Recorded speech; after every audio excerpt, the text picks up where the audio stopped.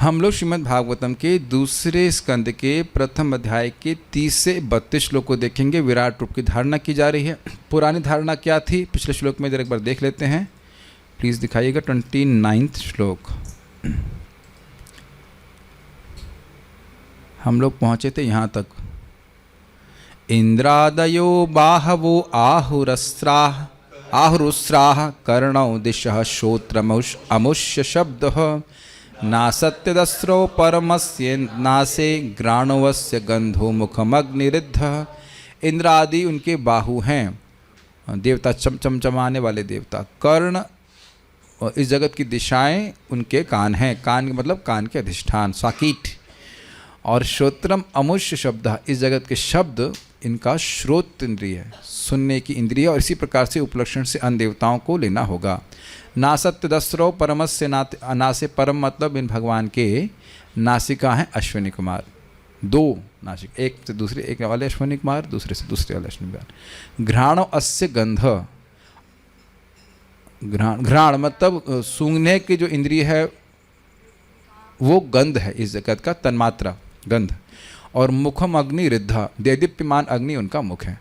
इसके आगे वर्णन हो रहा है, आप सुनिए इसको। मेरे पीछे बोलिएगा, एक एक बार बोलेंगे ताकि तीनों श्लोक हम ले सकें।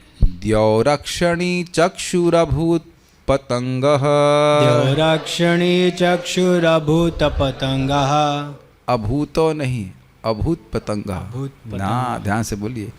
द्यौरा नहीं है, द्यौर। द्यौरक्षणी चक्षुरभूत पतंगः, द्यौरक्षणी चक्षुरभूत पतंगः, पक्ष्माणि विष्णोरहनि उभे च, पक्ष्माणि विष्णोरहनि उभे च, तद्भ्रुविजृम्भा परमेष्टिदिष्ण्यम्, तद्भ्रुविजृम्भा परमेष्टिदिष्ण्यम्, आपोस्य तालुरस एव जिह्वा, आपोस्य तालुरस एव जिह्वा, द्यौरक्षणी चक्षुरभूत पतंगः, द्यौरक्षणी अक्षर अद्भुत पतंगः, पक्ष्माणि विष्णोरहनि उभे च, पक्ष्माणि विष्णोरहनि उभे च, तद्भ्रुविजृम्भा परमेष्टिधिष्ण्यम्, तद्भ्रुविजृम्भा परमेष्टिदिष्ण्यम्, आपोस्य तालुरस एव जिह्वा, आपोस्य तालुरस एव जिह्वा। ओ अभी तक लाइव किया नहीं मैंने, एक बटन दबाना भूल गया था। ठीक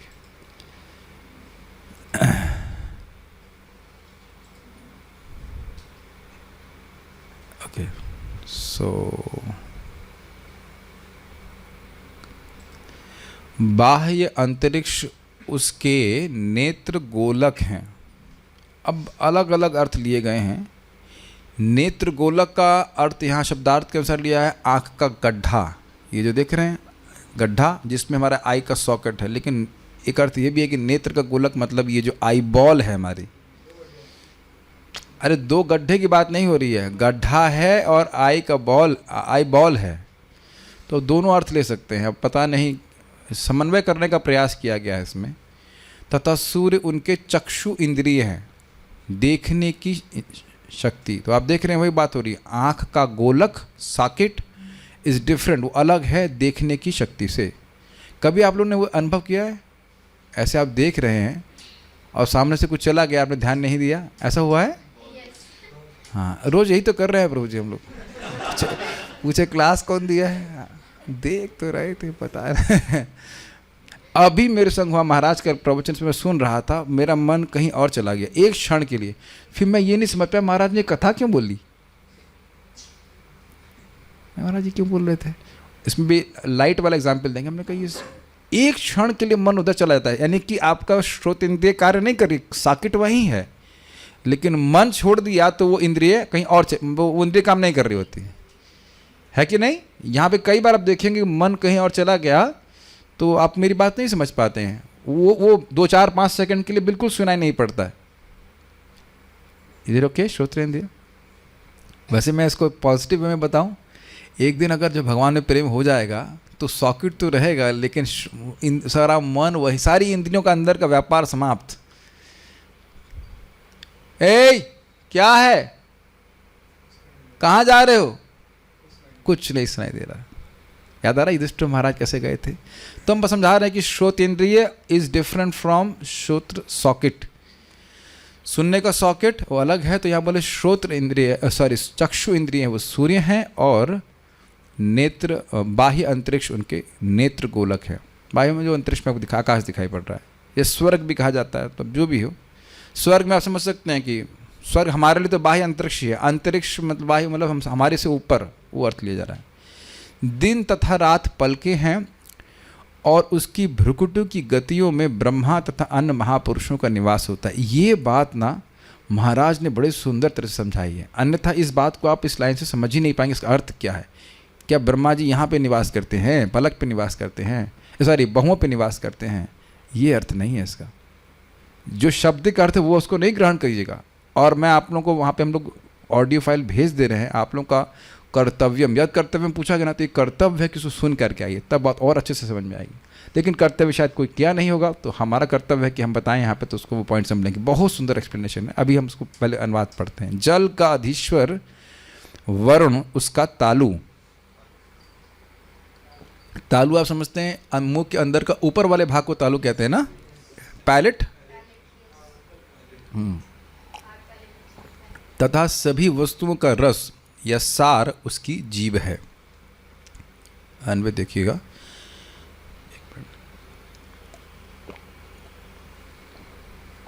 द्यौ, द्यौ को अंतरिक्ष कहा जा रहा है।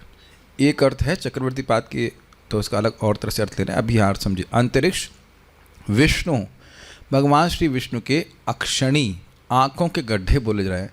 आँखों के गड्ढे बोलिए, वैसे कोई खास अंतर नहीं है। आँख को गड्ढा स्वीकार करना है तो गड्ढा स्वीकार कर लीजिए, वैसे नेत्र गोलक बोल रहे हैं।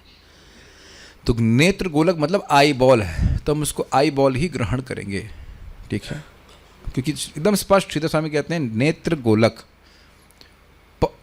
पतंग, प्रभुपाद जी का अनुवाद आप वेदाभ्यास में देखेंगे तो आई बॉल्स है, लेकिन उसमें भी दो अंतर आ गया। बाद में अब आँखों गड्ढे कर दिया गया, तो हमको नहीं पता ऐसा क्यों किया जा रहा है। Editors have done something but I don't know why it is done. लेकिन आई बॉल ही ग्रहण करेंगे, उसमें था तो हम उसको यथावत रख दिए। लेकिन आँखों के बॉल मतलब आई बॉल बात हो रही है, नेत्र गोलक की बात हो रही है। नेत्र गोलक समझ में आ रहा है सबको? हमारी आँख का गोल भाग, गोल बॉल जैसी है ना दोनों आँखें, तो उसको बोल रहे हैं। अभी आश्चर्य लगे कि आकाश तो बॉल जैसा नहीं दिखाई पड़ रहा है, या दिखाई पड़ रहा है? Well you can see like this. बाह्य अंतरिक्ष गोल दिखाई पड़ता तो उस अर्थ में लिया जा रहा है शायद। जो भी है, जैसा भी है, यहाँ पे बता रहा है। पतंग सूर्य है। महाराज बड़ा सुंदर बताए। हम सोच रहे थे कि पतंग को, सूर्य को पतंग भी कहते हैं, जो बहुत तीव्रता से चलायमान है उनको पतंग कहते हैं। ग मतलब चलना, और ऐसा सब जो महाराज समझा रहे थे। पतंग मतलब जो बहुत तीव्रता से चलते हैं, नित्य चल ही रहे ना, सूर्य कभी रुक तो नहीं रहे, इसलिए उनको पतंग कह रहे हैं। उनके चक्षु यानी नेत्र इंद्रियां, ये नेत्र गोलक और नेत्र इंद्रिय समझ रहे हैं, ठीक है। अभूत मतलब हैं। उभय अहनी, दोनों दिन तथा रात। अहनी शब्द का अर्थ होता है अह मतलब होता है दिन ना, तो रात कहाँ से आ गया? तो कुछ संस्कृत के नियम, अह मतलब दिन ही होता है ना, हाँ। तो अहनिकाननम, हाँ अहनिकानम दिन है ना, दिन होता है, तो कहेंगे रात कहाँ से आया? तो उभय शब्द क्या लेंगे?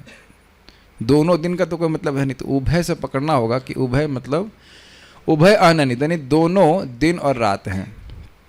तो अब ये कैसे हुआ, कैसे हुआ हमको नहीं पता, ये हुआ बस इतना समझ लीजिए, क्योंकि इतनी संस्कृत मेरे को नहीं आती है। कुछ वो चक्रवर्ती पाद समझाए हैं कि, और कुछ तो संस्कृत के नियम के अनुसार बताए हैं, तो उतना मेरी गति नहीं है, पर इतना समझ लीजिए कि ये दिन और रात दोनों है। क्या दिन और रात हैं? पक्षमाणी, उनकी पलकें हैं।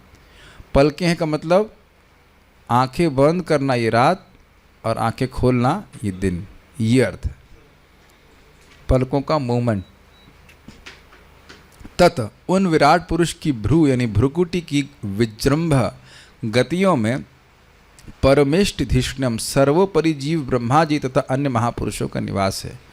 और आपह जल के स्वामी वरुण अस्य उनका तालु है। रस एवं जिह्वा, रस निश्चय ही उनकी जीभ है। अब हम थोड़ा फिर से वापस को समझने का प्रयास करेंगे।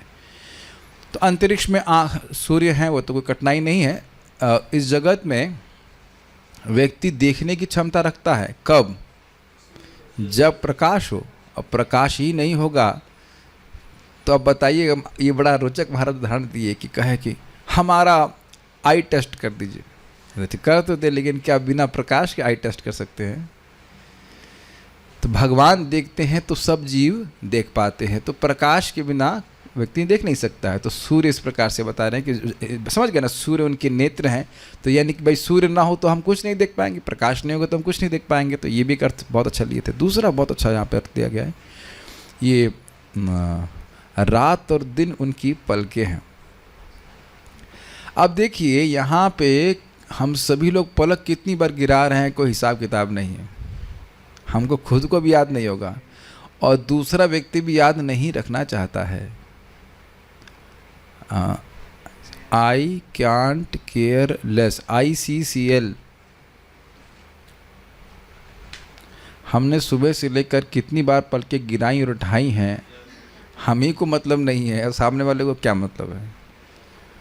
महाराज बहुत अच्छा बता रहे थे कि देखिए, बहुत अच्छा बात बता रहे थे कि भाई देखिए, जगत के प्राइम मिनिस्टर हों कोई या और बहुत बड़े बड़े लोग हों, वो हम हमेशा के लिए भी पलक बंद कर लें तो भी दुनिया को कोई मतलब नहीं होता।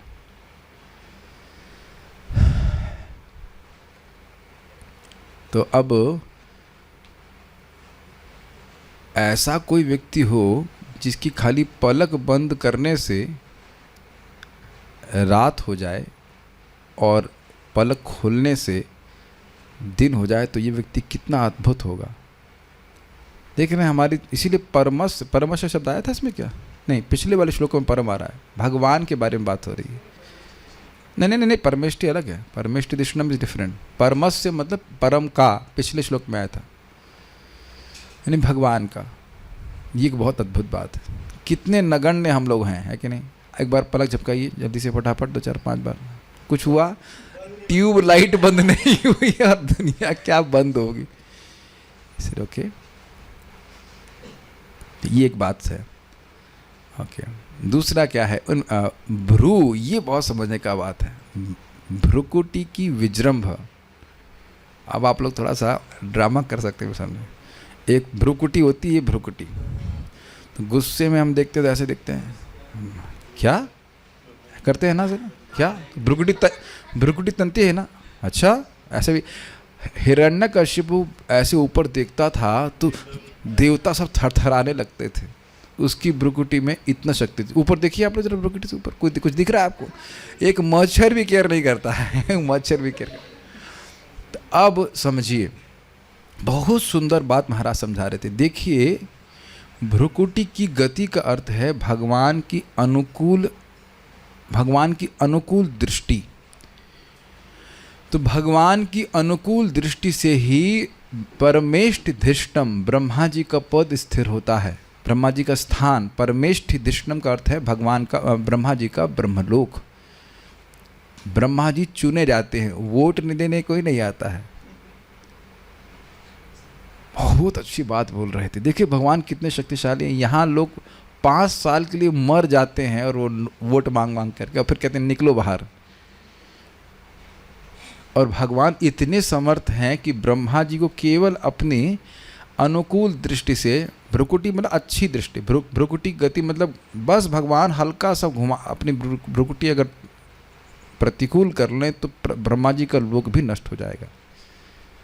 और होता भी है, जब संकर्षण भगवान थोड़ा सा गुस्सा हो जाते हैं, पूरे ब्रह्मांड को ही फूंक देते हैं। बहुत अच्छा समझ में आ रहा है। गति का अर्थ मूवमेंट। आप मूवमेंट कर सकते हैं, करते हैं दिन भर की नहीं। अच्छा, दूसरी बात हमारा समझा रहे थे कि भाई देखो, हमारा का स्टाइल बहुत अच्छा है। एक तरफ भगवान का गुण बताएंगे और एक हमारी न्यूनता बताएंगे, तो व्यक्ति नीचे आ जाए, तृणादपी हो जाए। तो बोले भाई देखो, आप ट्रैफिक में तो फंसते ही हैं, अगर ट्रैफिक में फंसते हैं, कितनी भ्रुकुटी बनाओ, क्यों कर रहा है, ऐसा कर रहा है, कुछ nobody cares, is it not? तो हमारी भ्रुकुटी के घुमाने का क्या मतलब है? जैसे अभी मैं स्नान करने गया था, देखा मेरा साबुन कोई ले लिया है, तो और ये कथा भी हम सुन ही रहे थे, तो भ्रुकुटी तारने लगे। मैंने कहा तेरी भ्रुकुटी से क्या मतलब है? बाद में साबुन मिल गया, लेकर के अंदर, अब हम किसी को देंगे नहीं, रूम के अंदर से लेके जाएंगे, रख देंगे। अरे ब्रह्मचारी एक था, 2 साबुन है, उसको भी लेके कोई चला गया, बताओ। ये कलयुग है। और बड़ा चतुर था, जब एक साबुन था तो नहीं चोरी किया, जब दूसरा लेके आया तो लेके चला गया पहला वाला। अरे इतने मेहनत हम नहीं है, दो ही तो साबुन है ब्रह्मचारी साधु के पास भी चोरी। Why good bad things happen to so good such a good people. And ये वापस आ गया। तो हम खाली बोल रहे थे कि बड़ा एकदम से मैं स्ट्राइक किया कि मेरी भ्रुकुटी तानने से क्या होने वाला है, जब कुछ होने वाला नहीं तो भ्रुकुटी तानिए ही क्यों। बहुत बड़ी बात है ये। इस जगत में हम खाली भ्रुकुटी तानते रहते हैं और कुछ नहीं, हमारा हृदय तनता है से ना, हृदय में कठिनाई आती है। क्या थोड़ा तो चिल रहो भाई, कुछ नहीं हो तुम, हम लोग कुछ नहीं, मतलब हम ब्रह्मांड के केंद्र नहीं हैं। आज सुबह मैं विचार कर रहा था, आपने सुना spreading a red carpet in front of someone, इसका अर्थ समझते हैं? किसी के सामने लाल दरी बिछाना, मतलब बहुत सम्मान देना। दिक्कत क्या है पता है? वो दरी खींची भी जा सकती है और धड़ाम से व्यक्ति गिरेगा। इसलिए बेहतर है कि ज़मीन पे रहे, तृणादपि सुनिचिन, क्योंकि पृथ्वी नहीं खींची जाएगी। नहीं आप बैठ सकते हैं, यहाँ घबराइए मत। मेरा कहने का अर्थ है, कम से कम यहाँ तो दिखा दे कि बात मानते। कहने का आशय यह है कि जगत में लोग सम्मान आपको देने का प्रयास करेंगे और वही लोग सम्मान खींच भी लेंगे। देखा है तो भौतिक जगत में महान बनने का फ़ायदा क्या? हाँ, भगवान की अनुकूल दृष्टि होगी, भगवान जब तक चाहेंगे व्यक्ति को महान बना सकते हैं। ये सब बात सुन करके हमको आज बहुत दुख है, मैं मंगल आरती नहीं पहुँच पाया, अस्वस्थता के कारण, जो भी कारण है। सिर्फ दर्शनार्थी में गया, देखो कितना लाभ हुआ। परम पूज्य राधा कुंज महाराज के दर्शन हो गए थे। मैं सोच लेता कि मैं बीमार पर हूँ या कुछ भी हूँ, वहीं पड़ा रहूँ। मैंने कहा नहीं, भगवान का दर्शन करने एक बार तो जरूर जाना चाहिए। महाराज की बात इनको बहुत याद आती है, मतलब हमेशा स्मरण आती है कि जब हम प्रणाम करते हैं भगवान बहुत अनुकूल दृष्टि से देखते हैं, बहुत अनुकूल दृष्टि से देखते हैं। यू ट्राई टू अंडरस्टैंड, भगवान कभी आपका प्रणाम विस्मृत नहीं करते हैं। Sometimes we are unconscious, like हम जिम्नास्टिक की तरह प्रणाम कर लेंगे जैसे भी, लेकिन भगवान कभी नहीं भूलते। प्रणत पाल भवाब्धिपोतम, जिसने एक बार भी प्रणाम किया है, वहाँ सोचते हैं इसकी रक्षा में पालन करूँगा मैं। एनीवेज, तो आप समझ रहे हैं कि भ्रुकुटी की गति का अर्थ क्या हुआ? भगवान के अनुकूल भाव उस व्यक्ति के प्रति हो जाए और उसके द्वारा ब्रह्मा जी का पद है। कब तक रहता है ब्रह्मा जी का पद? बहुत लंबा समय। 1000 चतुर्युगी कितने लंबे हैं, एक दिन कितना लंबा है, करोड़ पता नहीं कितना होता है वो। आई हैव डोंट, बहुत सारे जीरो है इसमें, बहुत सारे जीरो है। एक 43 लाख साल का तो हमारा चतुर्युग होते हैं, सत्य त्रेता द्वापर कली, ऐसे 1000 बार हो गया 12 घंटे ब्रह्मा जी का, और उसके इस प्रकार से रात, और उस प्रकार से अब आप पूरा 30 दिन और 1 साल और पूरा जिंदगी सोच लीजिए, जो भी है। तो आप समझ सकते हैं कितना कठिन है। ठीक है, और क्या है ये? भगवान की अनुकूल दृष्टि है।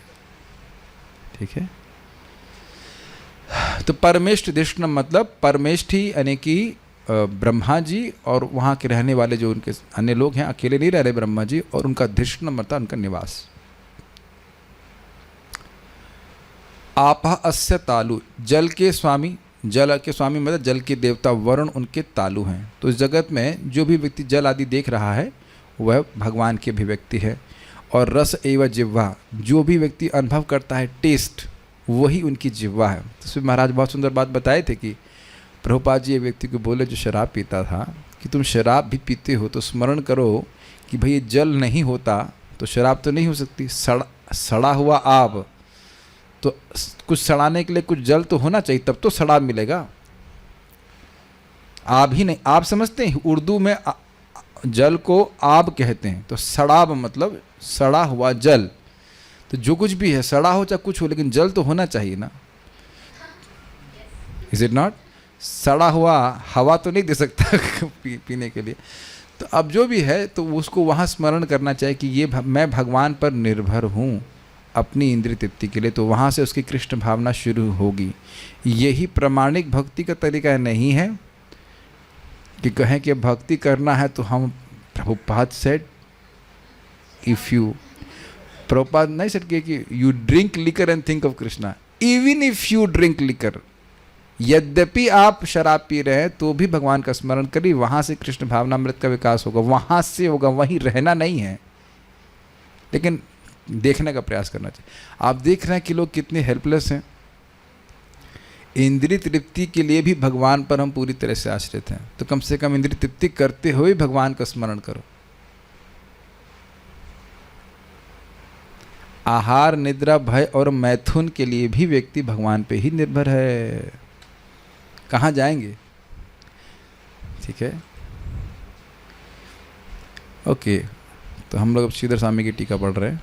ये इसका संस्कृत पढ़ाई थी मैंने, श्लोक नहीं पढ़ा है। देव अक्षणी, अंतरिक्ष उनकी नेत्र गोलक हैं। चक्षुरभूत प्रतंगा, सूर्य उनकी चक्षु इंद्रिय हैं। पक्ष्माणि विष्णुर अहनि उबेचा। पक्ष्माणि शब्द कहीं छूट गया था अन्वय में, हैं? हाँ ठीक है, पक्ष्माणि मतलब पल के उन भगवान विष्णु की अहनि उबेचा। अब एक भक्त तो यहाँ पे कुछ कमेंट किए हैं कि अहनि को ब्रेक कर रहे हैं। अह मतलब दिन और निशी मतलब रात, ठीक है, तो अह निशी है ना, लेकिन यहाँ अहनि शब्द है। अहर्निश शब्द कहते हैं, तो वो अह प्लस निश यानी रात, वो अह प्लस निश इज नॉट अहरनी। हाँ ध्यान दीजिएगा, इसीलिए टीका में बोला गया है कि अहनि शब्द को आपको रात और दिन ग्रहण करना होगा। आप वो श्लोक है ना, अहनि काननम, क्या है, गोपी गीत में आता है ना, तो दिन के समय जब आप कानन यानी कि वन में चले जाते हो, तो एक क्षण हमको युगों की तरह लगता है। त्रुटि युगायते त्वाम अपश्यताम, तो वहाँ पे अहनि शब्द है दिन के समय। भगवान रात के समय गाय चराने नहीं जाते हैं। तो जरा देखिएगा वहाँ पे, जरा ढूंढिए इसको, और अहनि शब्द को वहाँ पे देखिएगा। अहनि अहनि भूतानि, दिन प्रतिदिन लोग राम के आलम जाते, तो दिन मतलब रात में नहीं मरते हैं। तो वहाँ ग्रहण करना कि दिन प्रतिदिन का मतलब रात और दिन। बहुत अच्छा आपने शब्द बोला। अहनि अहनि भूतानि गच्छन्ति यत गच्छन्ति यम आलयम शेषस्थावर मिच्छन्ति किमाश्चर्य अतः परम। युधिष्ठिर महाराज ने बोला है कि अहनि अहनि अहनि अहनि, दिन और दिन, रात में नहीं, दिन और दिन लोग यम के आलय में जाते हैं, तो दिनों दिन कहा जाता है। ये शब्द समझते हैं, दिनों दिन, अहनि अहनि, तो दो बार बोलने का अर्थ अनुवाद क्या होगा? दिनों दिन व्यक्ति नरक में जा रहा है, तो इसका अर्थ क्या है? रात में नहीं जा रहा है। भाई जो लोग रात में शराब पीने कर रहे हैं, तो यमदूत कहते हैं नहीं, रात में हमारा छुट्टी है, उसमें हम नहीं, आप किसी को मारेंगे और उनको यम लोग नहीं ले जाएंगे। तो यह दिनों दिन का अर्थ है दिन और रात। तो यहाँ पे अहनि शब्द दिन के लिए है, लेकिन उभय दे अहनि मतलब दिन और रात ग्रहण करना पड़ेगा, ठीक है। तो ये अहर्निश नहीं है, अर्थ अहर्निश है, लेकिन शब्द अहर्निश नहीं है। मिला आपको? अहनि का क्या लिया गया है इसमें बताइए अर्थ, माइक पे बताइएगा। दिन के समय में बताया ना, अहनि काननम, दिन के समय भगवान कानन अर्थात वन को जाते थे। जरा श्लोक पर गा दीजिए, मेरा मन कर रहा है गाने, इधर दीजिए, फटाक से भूल गया मैं। बहुत सुंदर श्लोक है, just for the sake of singing, not for the sake for relation. क्या है? अटति यद् भवान अहनि काननम त्रुटि युगायते त्वामपश्यताम् कुटिलकुन्तलं श्रीमुखं च ते जड उदीक्षतां पक्ष्मक्रीदृशाम्। वैसे एक बहुत सुंदर है, देखिए अहनि शब्द यहाँ बोले अटति यद भवान अहनि काननम, जब दिन के समय आप जंगल में चले जाते हैं तो त्रुटि युगायते त्वाम अपश्यताम। त्रुटि मतलब पलक गिरने का समय भी हमको एक युग के समान लगता है, अगर आपको हम देख नहीं पाते हैं। कुटिल कुंतलम श्रीमुखम चते, और घुंघराले अलकों से युक्त तुम्हारा परम सुंदर मुखारविंद हम देखते हैं, तो उस समय पलकों का गिरना भी हमारे लिए अत्यंत कष्टकारी होता है। यहाँ पलक आ रहा था एकदम मैं बोल दिया, पलक अलग तरह से ले जा रहा है। गोपियों को अपना पलक कर बहुत खराब लग रहा है गिरना, और यहाँ भी ब्रह्मा जी आगे उनको गाली पड़ रही है, और ऐसा जान पड़ता है कि इन पलकों को बनाने वाला विधाता मूर्ख है। एनी हाउ जस्ट हम थोड़ा ड्रिफ्ट कर गए। तो पक्ष्माणि विष्णुर अहनि उभेचा, उनके पलक गिरना और उठना ये रात और दिन है।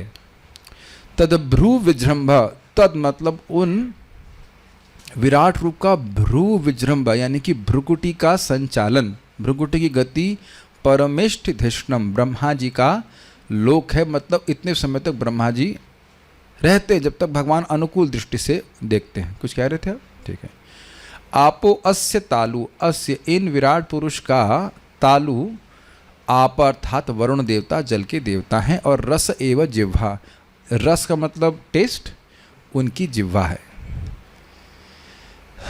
तो मान लो अब आप कुछ भी प्रसाद ग्रहण कर रहे हैं तो स्मरण करना चाहिए कि इसमें टेस्ट भगवान है। हाँ, बहुत अच्छा है ना। देखिए व्यक्ति, देखा जाए तो व्यक्ति अगर पूरी तरह इंद्रिय तृप्ति में भी लिप्त है तो भी वह भगवान का स्मरण करना शुरू कर सकता है ना। श्रीधरी द्यौ अर्थात अंतरिक्ष ही भगवान के अक्षणी यानी दोनों आंखों के गड्ढे हैं। देखिए हमने इसको अनुवाद के अनुसार लिया है, वैसे वहाँ स्पष्ट लिखा है नेत्र के नेत्र गोलक, तो आई बॉल ले लीजिएगा। उस अंतरिक्ष में विद्यमान सूर्य ही उनके चक्षु अर्थात नेत्र इंद्रिय हैं। अहनी अर्थात रात और दिन, ये दोनों भगवान विष्णु के नेत्रों की पलकें हैं। परमेष्ठ धिष्णम अर्थात ब्रह्मा जी का लोक ही भगवान की भवों का विलास है। समझ में आ गया अर्थ इसका? आपह अर्थात जल के स्वामी वरुण ही उनका तालु हैं, और रस ही उनकी रसनेन्द्रिय अर्थात जीव है। सारार्थ दर्शनी। अब आपको बहुत ध्यान से सुनना पड़ेगा। प्रभुपाद जी अपने अनुवाद में कहते हैं कि तात्पर्य में कहते हैं कि कुछ कॉन्ट्रडिक्शन है, और उस कॉन्ट्रडिक्शन को यहाँ पे रिजॉल्व किया गया है। तो लेकिन अर्थ थोड़ा सा अलग लिया गया है।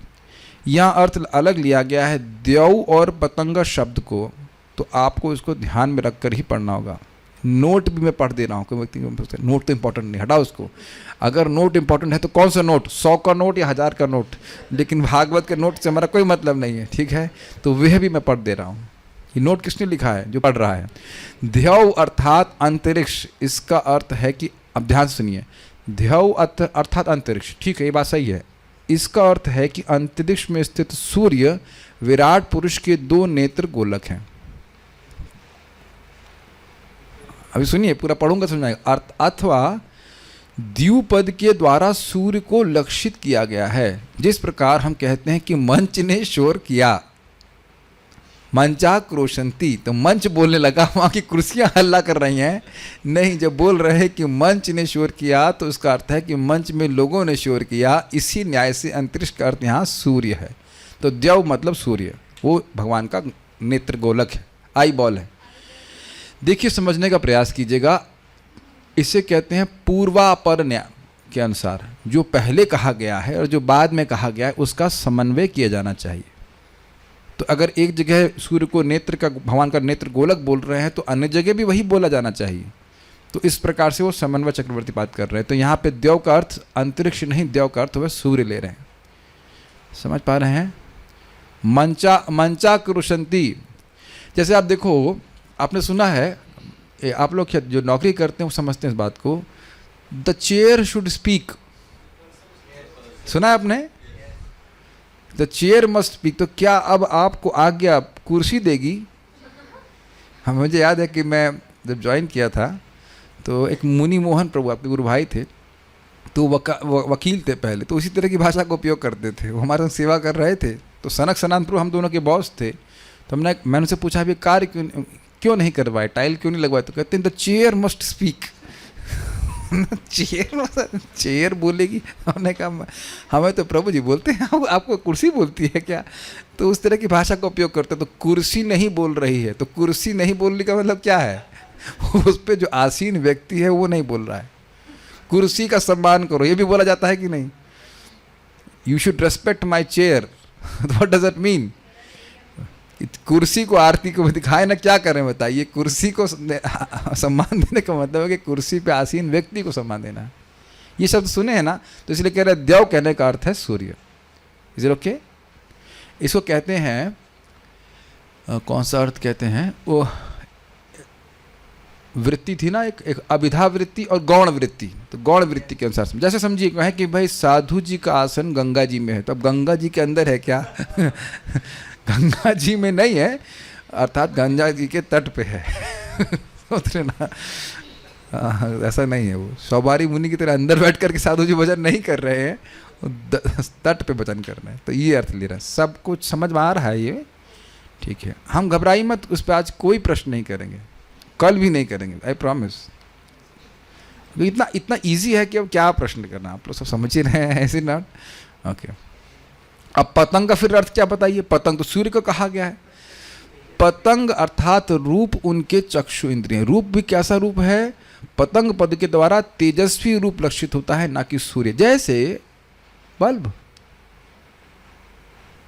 जो चमकने वाले हैं, इस बेसिकली पतंग का एक अर्थ स्पार्क भी होता है। मुझे बड़ा संदेह हुआ था पतंग का मतलब ये कैसे ले रहे हैं, तो फिर मैं डिक्शनरी में देखा तो उसमें देखा पतंग का एक अर्थ सूर्य है और पतंग का दूसरा अर्थ है स्पार्क, स्प्लेंडरस ऑब्जेक्ट्स। समझ रहे हैं? तो वो उनकी चक्षु इंद्रिय है। रूप जो है, जो ऐसा रूप नहीं जो जिसमें प्रकाशमान रूप जिसका है, तो वो भगवान की चक्षु इंद्रिय बोला जा रहा है। पतंग अर्थात सूर्य अर्थात तेजस्वी अथवा तेजस्वी रूप भी होता है। तो दोनों अर्थ होते हैं पतंग के। तो श्रीधर स्वामी पतंग का अर्थ लिए हैं सूर्य, और ये कह रहे हैं कि सूर्य नहीं है, जाजल्यमान रूप, स्पार्क, तेजोमय रूप है, और द्यौ से सूर्य हो रहा है। सूर्य है भगवान का नेत्र गोलक, और पतंग है उनकी। पतंग मतलब काइट नहीं, पतंग मतलब तेजस्वी रूप। पता नहीं लोग क्या सुन रहे थे, जिससे समझ ना पतंग, अच्छा पतंग तो सुन रखा है, अब पतंग का मतलब तेजस्वी रूप तो सुना नहीं है, तुरंत पतंग उधर चला जाएगा मन। पतंग मतलब यहाँ पे है तेजस्वी ज्वाजल्यमान रूप, वह है भगवान की चक्षु इंद्रिय। अब क्यों ऐसा कह रहे हैं? अन्यथा ये अग्रिम उक्तियों को खंडित करेगा जो आगे कही गई। कब कहाँ कही गई हैं? ये 2.6.3 में भी वर्णन आएगा। तो अब आप कहाँ बचेंगे? छठे अध्याय में फिर से यही यूनिवर्सल फॉर्म का वर्णन, तो ये तो पढ़ना ही पड़ेगा, पूरा अध्याय वहाँ पर से पढ़ना पड़ेगा। ओके, यह कहा गया है रूपाणाम तेजसाम चक्षुर दिवा सूर्यस्त चक्षणी। उनके नेत्र सभी प्रकार के रूपों के उत्पत्ति केंद्र हैं। यहाँ पे तेजसाम रूपा बोला गया है। तेजसाम रूपा मतलब तेजस्वी रूप, ठीक है।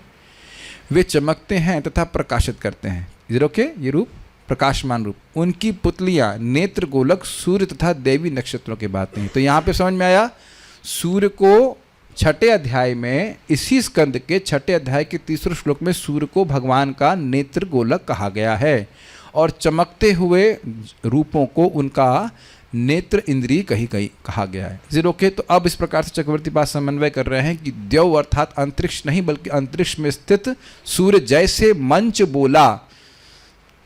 तो मंच बोला का मतलब मंच पे आसीन व्यक्ति हल्ला किए। जीरो के।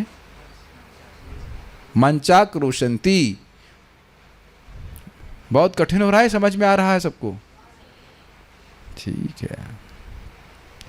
क्यों ऐसा चक्रवर्ती बात कह रहे हैं, ये समझ में आ रहा है आप लोगों को? पूर्वा पर जो आगे कहा जा रहा है, जो यहाँ कह रहा है, उसका समन्वय किया जाना चाहिए। ये नहीं कि आज यहाँ एक बात बोल रहे हैं, वहाँ एक बात बोल रहे हैं। श्रीमद् भागवतम 2.6.3 एतद्वै पौरुषम रूपम भूपादौ द्यौ शिरो नभः नाभि सुरक्षणी नासे वायु कर्णो दिशः प्रभो। फिर यहाँ बोल रहे हैं सूर्यो अक्षिणी। अक्षिणी मतलब नेत्र गोलक। ये कहाँ बोला गया है? 12वें स्कंद में 12, 11, 6 पढ़ ही लिए होंगे, अब मैं समझ रहा हूँ आप लोग। तो आप जो पढ़े थे 12वें स्कंद में, वही बात यहाँ पे लिखी गई, ठीक है।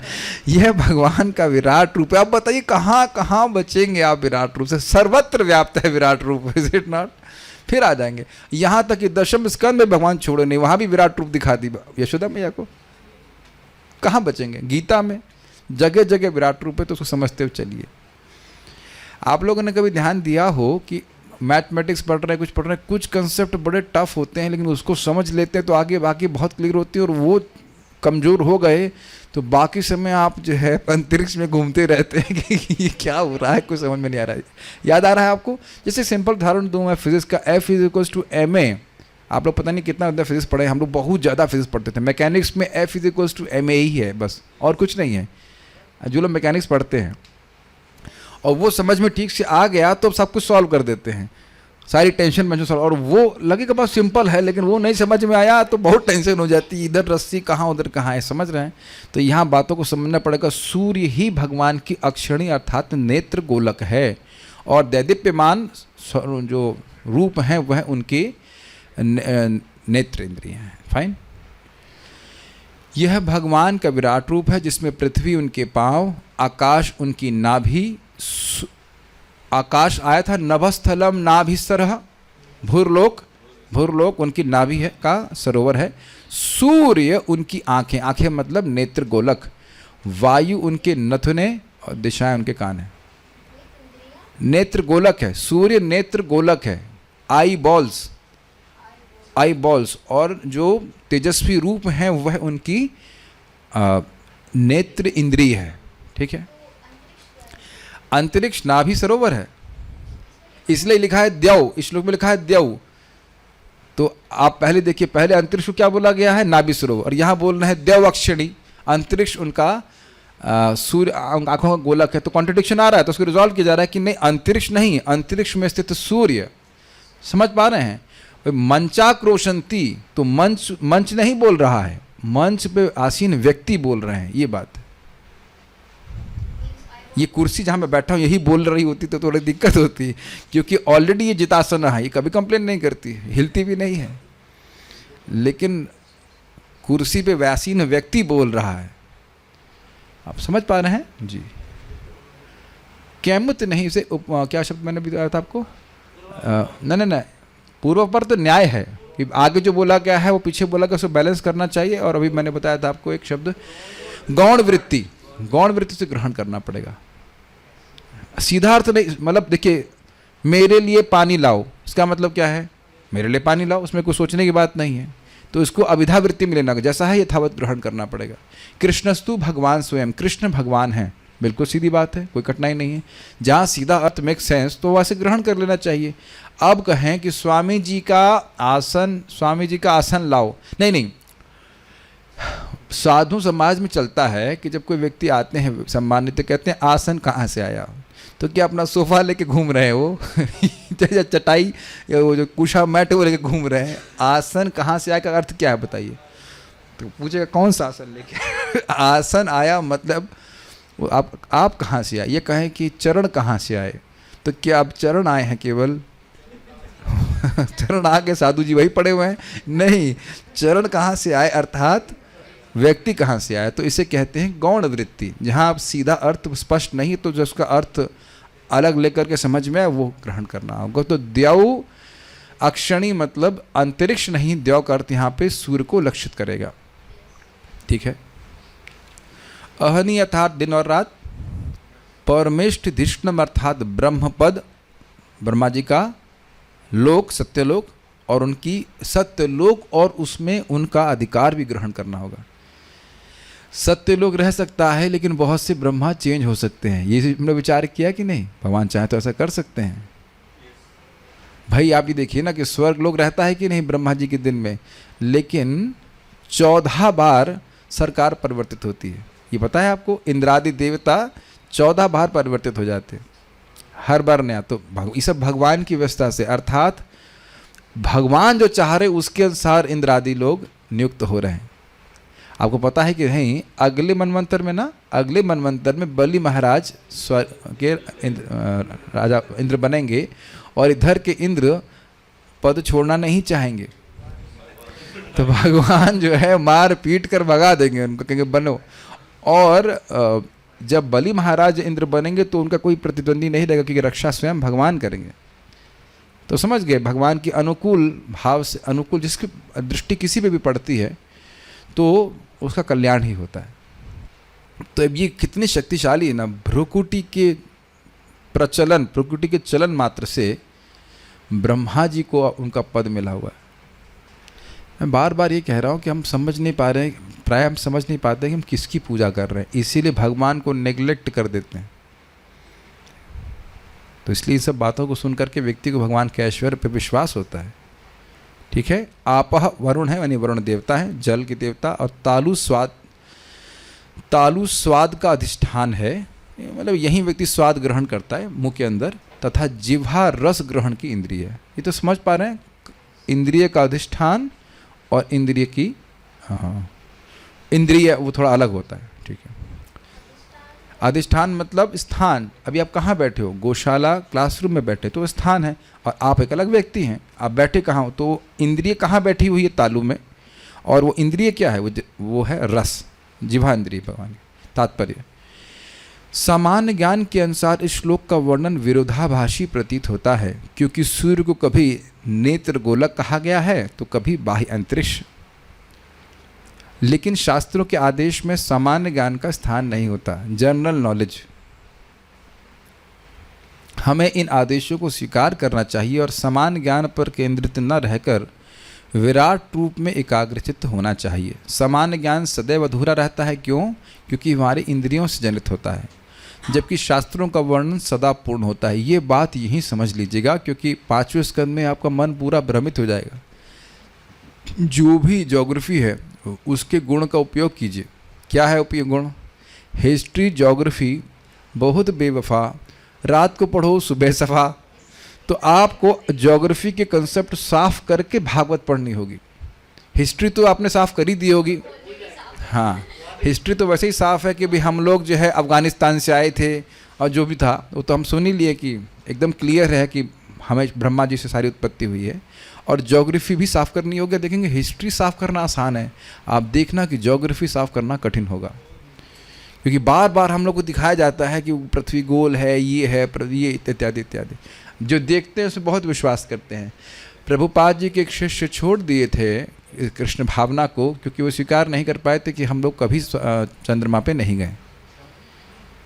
सी इतना विश्वास है अपनी इंद्रियों पे। अरे दिख रहा है ना, तो तुमको दिख क्या रहा है? तो ये पहले तो व्यक्ति को समझना चाहिए कि मैं अपने को ही नहीं जान रहा हूँ, तो मैं अपनी इंद्रियों पे इतना विश्वास क्यों करूँ? तो प्रभुपाद जी को बड़ा सुंदर प्रभुपाद जी का वाक्य था, वह मेरी बात पे भले विश्वास ना करता, लेकिन वह भागवतम की बात पे अविश्वास कैसे कर सकता है? Prabhupada was surprised. और ये क्यों ऐसा प्रभुपाद जी से बोल रहे थे? ये ब्राह्मण का सहज गुण है, आस्तिक्यम, सहज शास्त्रों पे विश्वास। मैं फिर उदाहरण दूंगा कि परम पूज्य राधा गोविंद महाराज जी से हम व्यक्तिगत पूछे थे, हमको घटना याद रहती है। जस्ट राधा श्याम सुंदर जी के गेट के बाहर, महाराज जी 2008 की बात होगी, मुझे एकदम अच्छे से याद है। महाराज का पूरा पसीना से कुर्ता भीगा हुआ था, और महाराज उस समय पूरा स्वस्थ थे, सोचिए, बहुत आनंद था। और खूब महाराज जोक करते थे। मैंने कहा महाराज एक प्रश्न करना है। महाराज सोचिए कहाँ से आ गया, मुझे पता नहीं महाराज क्या सोचे होंगे, जो भी है। तो क्या चलते चलते पूछ रहे हैं, काफ़ी अच्छा तरीका है। महाराज जा रहे हैं, पूछ रहे हैं, महाराज हम ये कैसे समझें कि एक ही नाम अनंत जन्म के पाप नष्ट कर देता है? तो महाराज धो दिए, कहा तो आप अपनी बुद्धि क्यों लगा रहे हैं, शास्त्र में लिखा है ना। तब मुझे समझ में आया कैसे एक नए व्यक्ति को, नए भक्त की यही प्रॉब्लम होती है, शास्त्र विश्वास नहीं लगता है, वो अपने दिमाग लगाता रहता है। उस समय महाराज का प्रवचन में वो सीरीज नहीं सुना था, नाम महिमा। तो यही करोड़ों जन्मों से एक रूम में अंधकार हो, है ना, और आप एक बल्ब जला दीजिए, कहेगा भैया यहाँ पे हम 5 करोड़ साल से रह रहे हैं, तुम तो अभी जले हो, अभी लाइट की हो, क्या हम तो नहीं जा रहे यहाँ से? ऐसा हो सकता है? नहीं हो सकता है। या सूर्य प्रकाशित हो जाए, कहे कि हम अब अंधकार को ब्रीफ केस में बंद करके ले जाएंगे, ऐसा नहीं हो सकता है। तो जैसे ही हरि क्या या कृष्णा गोविंद मुकुंद माधव, या हरे कृष्णा कृष्णा कृष्णा हरे हरे, हरे राम राम राम हरे, जैसे ही नाम का स्पर्श हुआ वह सारे पाप धुल गए। हमको पता है, इसलिए आश्चर्य होता है, थोड़ा बात बोल रहे हैं। ऐसे एक डिवोटी हैं माता जी, तो उनके पति 8 माला कर रहे हैं, तो वो उनको लग रहा है कुछ कर नहीं रहे हैं, 8 माला कर रहे हैं। वो सोच रही हैं कि भाई अभी कब परिवर्तित होंगे। यही बहुत परिवर्तन आ गया। 8 माला अभी 6-7 महीना नहीं हुआ, मतलब गौना हुए, गौना मतलब घर गए हुए। 8 राउंड, इज इट लेस? हमने एक व्यक्ति को प्रचार किया था, 20 साल के बाद 8 माला पे आए हो। इतना मेहनत तो लगी, बताइए। ये तो 6 महीने में 8 माला कम है। वो भी भारत के बाहर, जहाँ माला करना ऐसे ही कठिन होता है।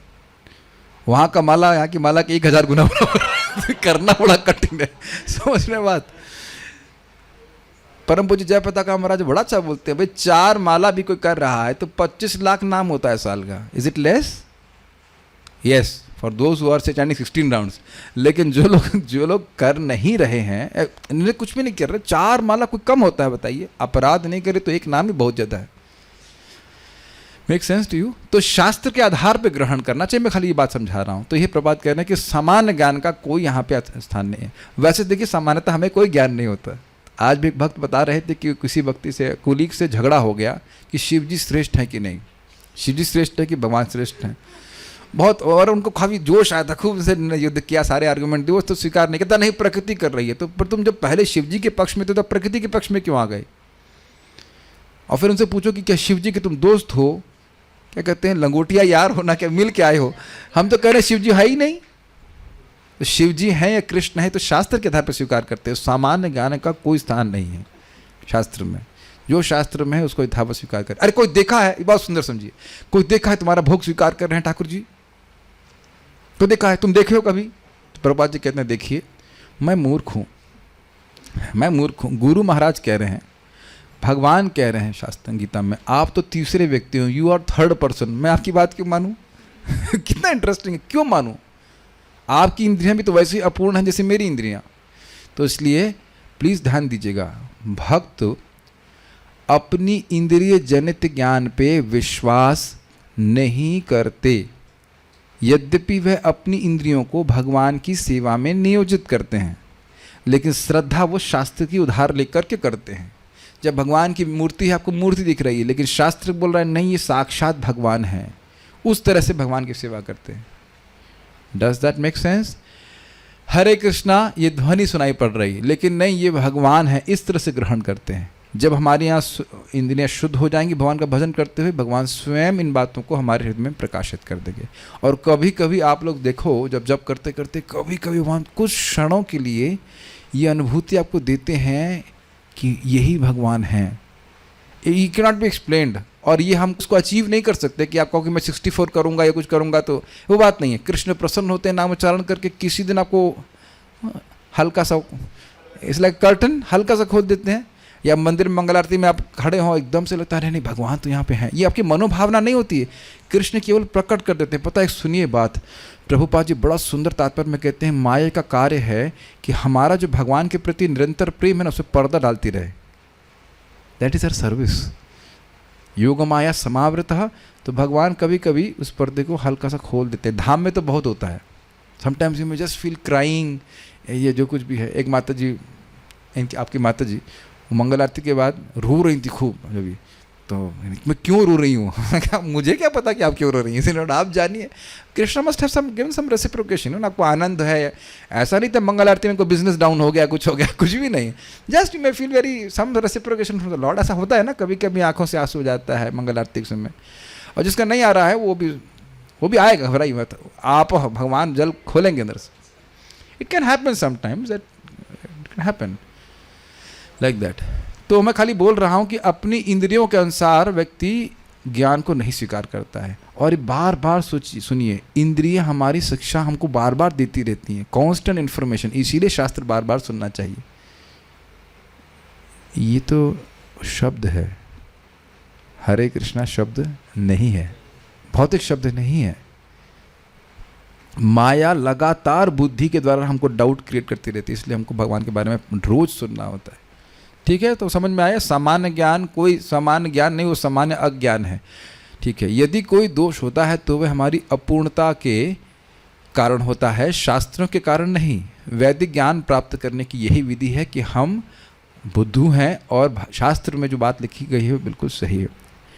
आप आश्चर्य करोगे, कल भक्त मुझे बताए, वो संस्कृत खूब पढ़ ली है, मतलब अच्छी खासी डिग्री है, और वो बोले कि हम लोग विराट पुरुष के बारे में पढ़ते थे। मैं उनका कमेंट बोल दूँगा, आप रियली हंसेंगे, this is really funny. Rigveda के 10वें मंडल का 90वां सूक्त, ये सब सूक्त है, इसमें सब वर्णन किया गया है। I had read all this long ago but I did not know who this Virat पुरुष इज। प्रॉपर तरीके से वेद वगैरह संस्कृत में पढ़ाए जा रहे हैं, इनको यह नहीं समझ में आया कि विराट पुरुष है कौन। सहस्त्रशीर्षा पुरुषा सहस्राक्ष सहस्त्रपाद इत्यादि इत्यादि। तो आपको नहीं समझ में आ रहा है क्योंकि आप अच्छी स्टूडेंट नहीं रही होंगी, ऐसा हो संशय कर सकता है। मानो ये अपेक्षा हो तो कहते हैं not did our teachers know this. अब सोचिए, जो दिनों दिन पढ़ा रहा है, पीएचडी करके अपना हेड परमानेंटली डैमेज कर दिया है, वह भी नहीं समझ पा रहा है कि विराट पुरुष क्या है। और आप लोग यहाँ संस्कृत जाने या न जाने के समझ के विराट पुरुष किसके अभिव्यक्ति हैं? Vishnu. Is it not astonishing? इसी यही परंपरा का लाभ है कि व्यक्ति को स्पष्ट ज्ञान हो जाता है। देखा था 17 पुराण पढ़ा दिए व्यक्ति ने, लेकिन अभी भी कोर्ट केस चल रहा है। एडवोकेट थे ना, कोर्ट केस चला रहे हैं कि कौन भगवान है। 3 पार्टाइट स्ट्रगल चल रहा है कि भगवान विष्णु भी झगड़े में है इस केस में, और शिव जी भी है और ब्रह्मा जी भी हैं, और वह व्यक्ति जज भी बन गए कि तीनों बराबर हैं। खुद ही केस सॉल्व कर दी। ग्रेट मर्सी परंपरा के कारण हम समझ पा रहे हैं। चलिए आगे सुनते हैं। आज प्रश्नोत्तर नहीं है तो हम लोग डिस्कस करके, मेरे ख्याल से इसमें कोई जरूरत भी नहीं, समझ में आ गया सबको? बोले यस। हाँ, थैंक यू। छंदास्यनन्तस्य शिरो गृह्णन्ति, छन्दांस्य अनन्तस्य शिरो गृह्णन्ति, दंष्ट्रायमः स्नेहकला द्विजानि, दंष्ट्रायमः स्नेहकला द्विजानि, आसो जनोन्मादकरी च माया, आसो जनोन्मादकरी च माया, दुरंत सर्गो यदपांग मोक्षः, दुरंत सर्गो यदपांग मोक्षः, छन्दास्यनन्तस्य शिरो गृह्णन्ति, छन्दांस्य अनन्तस्य शिरो गृह्णन्ति, द्रष्टायमः स्नेहकला द्विजानि, दंष्ट्रायमः स्नेहकला द्विजानि, हासो जनोन्मादकरी च माया, आसो जनोन्मादकरी च माया, दुरंत सर्गो यदपांग मोक्षः, दुरंत सर्गो यदपांग मोक्षः। वे कहते हैं कि वैदिक स्रोत भगवान के मस्तक हैं। अब इसको समझना होगा, मस्तक पहले क्या कहा था? सत्यलोक। तो यहाँ पे आचार्य ने समझाया मस्तक मतलब ब्रह्मरंध्र। ब्रह्मरंध्र पता है आपको? चोटी नहीं है, सर के ऊपर रहता है। बोला जाता है कि ये ऐसे बंद रहता है, लेकिन जो योगी जन है वो इस ब्रह्मरंध्र को फोड़ करके बाहर ऊपर उनके प्राण छोड़ते हैं तो वह भगवान के पास चले जाते हैं। तो यहाँ पे जो वैदिक स्रोत हैं वह भगवान के मस्तक हैं, अर्थात ब्रह्मरंध्र। ब्रह्मरंध्र, ब्रह्मरंध्र मतलब छिद्र। काफ़ी बातें सीखने के लिए मैं समझ रहा हूँ कि शायद ये बहुत इंटरेस्टिंग है कि हर दिन कुछ नई इन्फॉर्मेशन मिल रही ना। Every day there is new suspense कि आज क्या सीखेंगे। मेरे लिए भी इस प्रकार का सस्पेंस है। और मृत्यु का देवता तथा पापियों को दंड देने वाला यम उनकी दाढ़ें हैं। दाढ़ समझते हैं?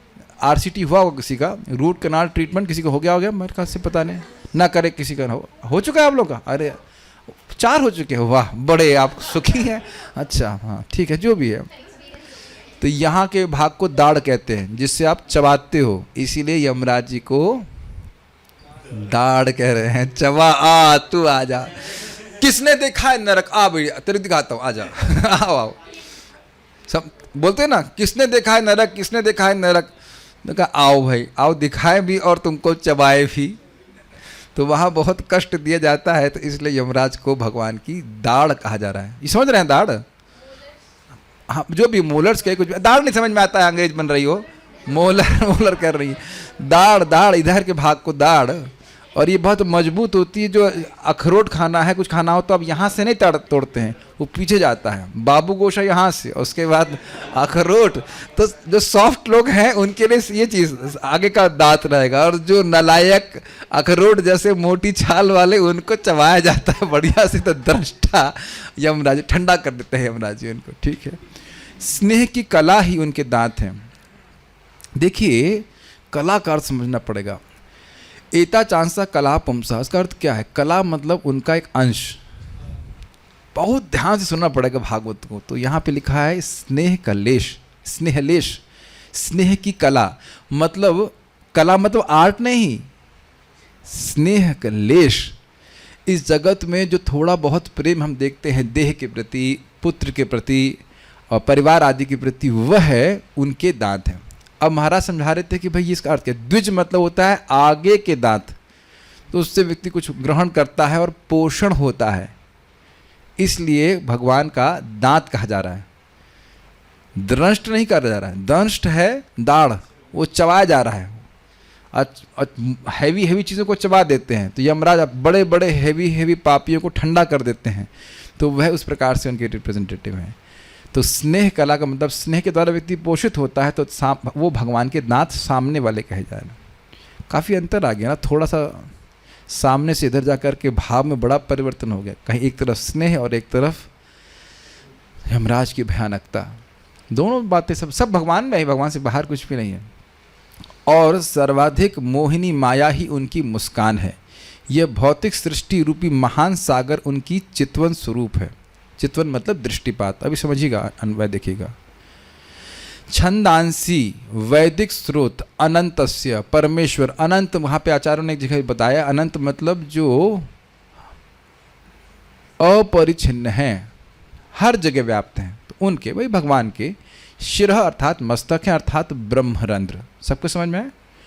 गृणंती ऐसा वे कहते हैं। कौन कहते हैं? जो वेद पढ़ते हैं वो कहते हैं, बाकी कोई नहीं कहता है। हाँ, एक बात मैं बिल्कुल भूल गया, हो बिल्कुल भूल गया। महाराज समझा रहे थे कि जो व्यक्ति की पलक झपकने और खुलने से रात और दिन हो, उसके बारे में कितना लिखा जाना चाहिए। लेकिन एक भी न्यूज़पेपर में एक भी न्यूज़ नहीं आती है, और बल्कि कहीं कितने लोग ऐसे जो पल के ठंडे हो जाते हैं, मर जाते हैं, उनके बारे में कितना लिखा जा रहा है। तो गृणंती शब्द से आपको ग्रहण करना होगा कि जो वेद पढ़ते हैं वो ऐसा बोलते हैं, न्यूज़पेपर पढ़ने वाले नहीं बोलते हैं, कभी नहीं बोलेंगे। कभी बोल पाएंगे? आप लोग ने भी न्यूज़पेपर पढ़ा ही होगा पहले, है कि नहीं? कभी बोला किसी ने कि भाई छंदांस्य अनंतस्य शिरः गृणंती? देख रहे हैं रेंज के ही बाहर, बिल्कुल रेंज के बाहर है। अच्छा, यमः दंष्ट्रा, यमराज जो पापियों का निदेशक है। अब ऐसा नहीं कि पुण्यात्मा को निदेशक भी यमराज जी हैं, वो यूनिवर्सल कंट्रोलर नहीं है। दंष्ट्रा उनकी दाढ़ें हैं, दाढ़ समझ में आ गया? इधर वाला बायोलॉजी वालों को समझ, मोलर ठीक है, मोलर्स पीछे इधर के साइड में। द्विजानी, द्विज, दांतों को द्विज कहा जाता है, वो 2 बार आते हैं, तो उनके दांत स्नेह कला, स्नेह करने की कला है। अब ठीक है, यहाँ पर रख दिया गया कला का अर्थ यहाँ पे है स्नेह करने की कला नहीं। वैसे एक भी अभी ठीक है, इस जगत में आप स्नेह करने की कला के रूप मिलेंगे, लेकिन वैसे अर्थ दिया गया स्नेह लेश, तो उसको मैं ठीक करूँगा। स्नेह की कला है मतलब स्नेह का लेश है। इस जगत में जो भी आपको प्रेम दिखता है वो भगवान के फ्रंट भाग के दांत है। और ये भी बड़ा इंटरेस्टिंग है। अब हमारे दांत में बहुत सारे छेद हैं, लेकिन बहुत लोगों के दांत बहुत सुंदर हैं। हमारे मतलब मेरे नहीं, जो माँ प्रकृति ने जो मुझे दांत दी है मैं उसी में संतुष्ट हूँ, मुझे कोई दिक्कत नहीं है। बट मैं जैसे बोल रहा हूँ, बहुत लोग के दांत बहुत सुंदर है। आप सब अपना मुँह चुप कर लेंगे, मेरे तो चेहरे भी, लेकिन कुछ लोगों के दांत बहुत सुंदर होते हैं, और केवल दांत देख करके व्यक्ति बहुत आकर्षित हो जाता है। सुनना चाहेंगे मेरे मन में क्या आ रहा है बोलने के लिए? लेकिन अगर स्किन नहीं हो तब भी दांत अच्छा लगेगा। मान लीजिए कहे वाह तुम्हारी हंसी कितनी सुंदर है, और आप पूरा स्किन हटा दीजिए तब भी वो देखिए कि वो जो खोपड़ी हंस रही तब कितना सुंदर देखेगा। लेकिन कुछ लोग, हम देखो भाई, ब्रह्मचारी लोगों को ये सब मेडिटेशन करने पड़ते हैं, क्योंकि मन बोल कितनी सुंदर दिखती है। क्या आप सोचते हैं कि हमारे मन में कभी नहीं आता, आंखों में देखती हैं, लेकिन हम लोग फिर एक्सरे लगाते हैं कि हाँ बाहर से, लेकिन मान लो ऐसी अपेक्षाओं की कितनी सुंदर दिखती, उतर देंगे नहीं, स्किन हटा करके तो देखिए आप कितना सुंदर दिखती है। कोई सुंदर नहीं जगत में, शरीर सुंदर नहीं, हम अपने अंगों को कभी सुंदर नहीं मानना चाहिए, लेकिन भगवान के दांत इस प्रकार के हैं। मैं समझता हूँ, मैं अर्थ सुना, मुझे रेफरेंस नहीं मिला, मुकुंद इसलिए जिनके दांत मुकुल फूल के समान बहुत सुंदर हैं, सुंदर पंक्ति बद्ध। और एक बार और भी कहा जाता है भगवान के दांत ऐसे अनार के दाने का जो वाइट वाला भाग है ना, उस प्रकार से, बहुत अच्छा अर्थ। उसमें ये भी कारण है अनारदाना क्यों कहते हैं कि देखिए अंदर से वाइट रहता है, ऊपर से लाल लाल रहता है ना, तो भगवान के सुंदर जो होठ हैं उसकी लालिमा उनके दांत पर प्रतिफलित रिफ्लेक्ट होती रहती, सुंदर सुंदर सफ़ेद दांतों है नहीं। एक बार हनुमत प्रेषक महाराज बता रहे थे, कह रहे थे कि कहीं एयरपोर्ट में कहीं रहे होंगे जो भी है, तो कहीं बहुत सुंदर स्त्री इनको दिखाई पड़ी, बहुत ज़्यादा सुंदर। तो उसको देखे तो ही अप्रिशिएटेड कि वो सुंदर है, मतलब उनको नहीं बोले, बस आप सोचे कि कितनी सुंदर है, फिर तुरंत स्मरण हुआ कि अरे ये इतनी सुंदर है तो कृष्ण कितने सुंदर होंगे। ये है इस प्रकार से। एनीवेज, हम स्नेह कला की बात कर रहे थे। स्नेह कला जो है वो क्या है? दंत। दंत समझ रहे हैं? फ्रंट वाले दांत हैं वो भगवान के हैं। तो इस जगत में जो भी स्नेह का लेश है, अर्थात भाई स्नेह होता है तभी तो व्यक्ति किसी को पोसता है। तो वो कहीं भी आप देखें कि कोई व्यक्ति, कोई भौतिकतावादी व्यक्ति भी अपने बच्चों को पाल रहा है, कुछ कर रहा है, तो स्नेह कर रहा है कि नहीं? तो उससे भगवान का स्मरण करना चाहिए। अब कहाँ भूलेंगे भगवान को, बताइए? अच्छा, जन उन्माद करी माया। उन्माद मतलब पागल, जन मतलब जन मतलब लोग, और जन उन्माद करी का अर्थ क्या हुआ? जो लोगों को पागल कर दे। अहनि अहनि भूतानि गच्छन्ति यमालयम शेष स्थावरम इच्छन्ति किम आश्चर्य अतः परम। रोज रोज व्यक्ति देख रहा है कि व्यक्ति यम के आलय को जा रहा है, फिर भी बाकी लोग सोच रहे हैं मैं तो यहीं रहूंगा, मौज करूंगा। यह भी अज्ञान है कि मैं मौज कर रहा हूं, यद्यपि हर दिन कोई ना कोई दवा खा रहा है, स्पेशली कलयुग में। लेकिन आज तो मैं बहुत ठीक नहीं हूं, अभी तक भी बहुत ठीक नहीं रहा, लेकिन आगे जरूर ठीक हो जाऊंगा। जना उन्माद करी, अत्यंत मोह, पागल करने वाली माया, भ्रामिका शक्ति माया, जो उनको, उनकी पहचान उनके शरीर से करवाती रहती है। कॉन्स्टेंटली यही भावना बनी रहती है कि मैं शरीर हूं। आपको याद आ रहा है, प्रभुपाद बता रहे थे कि मन व्यक्ति को देहात्म बुद्धि से ऊपर उठने का मौका ही नहीं देता। याद आ रहा है आपको? क्या स्टेटमेंट है, बहुत अच्छा मुझे लगा। आपने बोला कि पहली लाइन याद, पहली लाइन थी, इसी तरह से याद रहना चाहिए कुछ कुछ की। प्रभुपाद वहाँ तात्पर्य में कहाँ पहली लाइन में बोल रहे हैं, एंड में बोल रहे हैं। That means you are focusing on mind. Very good. आप मेरी बात समझ रहे हैं? इस बात को देख रहे हैं लोग कि धन इकट्ठा करते करते हैं लोग मर जा रहे हैं और उनको सुख कभी नहीं मिला। धन की आवश्यकता होती है, लेकिन केवल धन के पीछे भागने से कैसे व्यक्ति, बताइए, सुखी होगा? और अन्य चीज़ों को भी आप ग्रहण कर लीजिए, आहार से, निद्रा से, भय और मैथुन से कहाँ कोई व्यक्ति सुखी हो रहा है? और ये प्रत्यक्ष देख रहा है, प्रत्यक्ष देख रहा है कि जब करने से व्यक्ति सुखी हो रहा है। आज ही कल ही व्यक्ति बोल रहे थे कि तैयारी कर रहे थे, तो जब आप सब छोड़ दिए, पढ़ाई कर रहे थे, तो टेंशन होना चालू हो गई और अब मन में माया भी बहुत आने लग गई। आज वो कल, आज हाँ सुबह जब में दिखे, 8 माला कर ली कि प्रभु हमारा मन बड़ा प्रसन्न है। भाई, जब तुमको प्रत्यक्ष अनुभव हो रहा है तो क्यों चेंज करते हो? Does that make sense to you? Make sense? जैसे मैं अभी स्वास्थ्य थोड़ा ठीक नहीं रहता तो मैंने बहुत सारी मेडिसिन ट्राई करी, एक कॉम्बिनेशन वाकई बहुत अच्छा कार्य किया, तो why should I change? I will not be stupid. आपको प्रत्यक्ष दिख रहा है कि जाप करने से, भगवान की कथा सुनने से शोक नष्ट हो रहा है, और बाकी जो चीज़ हमने बहुत इकट्ठी कर रही है वो हमारे खाली क्लेश देती है, तो उसमें एनर्जी लगाने का क्या मतलब है? Is it not foolishness? लेकिन फिर भी लगा रहे हैं कि नहीं? अब तो आप लोग भक्त हैं तो आप लोग नहीं लगा रहे हो, लेकिन मैं बोल रहा हूँ कि लगाना क्या उचित है। मैं फिर इस बात को रिपीट कर रहा हूँ कि व्यक्ति सोचेगा कि हमारा परिवार है, ये है। ये बताइए कि परिवार ने सुख क्या दिया है? भौतिकतावादी लोगों ने, वो आते ही हैं कि इसको कुछ पिन मारना है। Is it not? लोग बड़ा आश्चर्य करते हैं, बहुत आश्चर्य करते हैं कि अरे पति इतना दुख दे रहा है। भौतिकतावादी बात कर रहा हूं मैं। जो व्यक्ति इंद्रिय तृप्ति के लिए वो आग्रही है, वो आपको दुख देने के लिए आया, आपको सुख थोड़ा सोच रहा है वो। और फिर भी व्यक्ति वैष्णव का समाज छोड़ करके उनके पीछे भागता है। Make sense? तो ये सब माया है कि नहीं, बताइए? हम देख रहे हैं, भक्तों को मैं देखता हूं तो स्मरण आ जाता है कि लड़कियां 12-2 बजे तक पढ़ रही हैं, लेकिन सुबह नहीं उठ रही, और माताओं को और पिताओं को कोई दिक्कत नहीं इसमें। लेकिन इस जैसे कोई ऑप्शन ही ना हो, तो फिर तुम लोग क्यों उठ रहे हो सुबह? मत उठो, फिर उठो 8 बजे तक, खुद तो उठ करके अमृत पी रहे हैं। बताओ, यही माता पिता, यही स्नेह पाश है, ऐसा ही, यही स्नेह कला है कि माँ जो है खुद अमृत पिए और बच्चों को जहर पीने दे। सुबह जहर ही है, सुबह सोना जहर ही है। कोई व्यक्ति कभी समृद्ध नहीं हो सकता इस प्रकार से। भौतिकतावादी लोग भी सुबह उठ करके काम करते हैं। आपको पता है बात? कपिल देव का स्टेटमेंट है, 3 बजे उठने का समय नहीं है। कपिल देव मतलब क्रिकेटर की बात कर रहा हूँ मैं। आप लोग, मुझे पता है कपिल देव का स्मरण आप देवहूति पुत्र कपिल की बात कर रहे हैं, लेकिन वो बोलते हैं 3 बजे उठने का समय नहीं है, 3 बजे स्टेडियम में पहुँचने का समय है। That's how they have practice. क्या लगता है तेंदुलकर ऐसे ही बन गया, 8 बजे उठ करके बैट्समैन बन गया है? Materialistic also people they know कि सुबह उठना चाहिए, और आध्यात्म में हमको प्रगति नहीं कराना चाहते। तो ये पागलपन ही तो है ना। खुद तुम अमृत पी रहे हो, तुम जान रहे हो कि तुम अमृत हरि नाम करके भगवान के पास चले जाओगे, और अपने बच्चों को यहीं फेंकना चाहते हैं। सी, हम तो भक्तों को डांट लगा रहे हैं, भक्तों की तो बात छोड़ेंगे, कुछ पता नहीं है ये माया है कि नहीं। हमारे ही ग्रुप में एक भक्त के छोटे बच्चा था, वो मर गया। क्या कर लिया जरा बताओ उन्होंने? क्या कर लिया?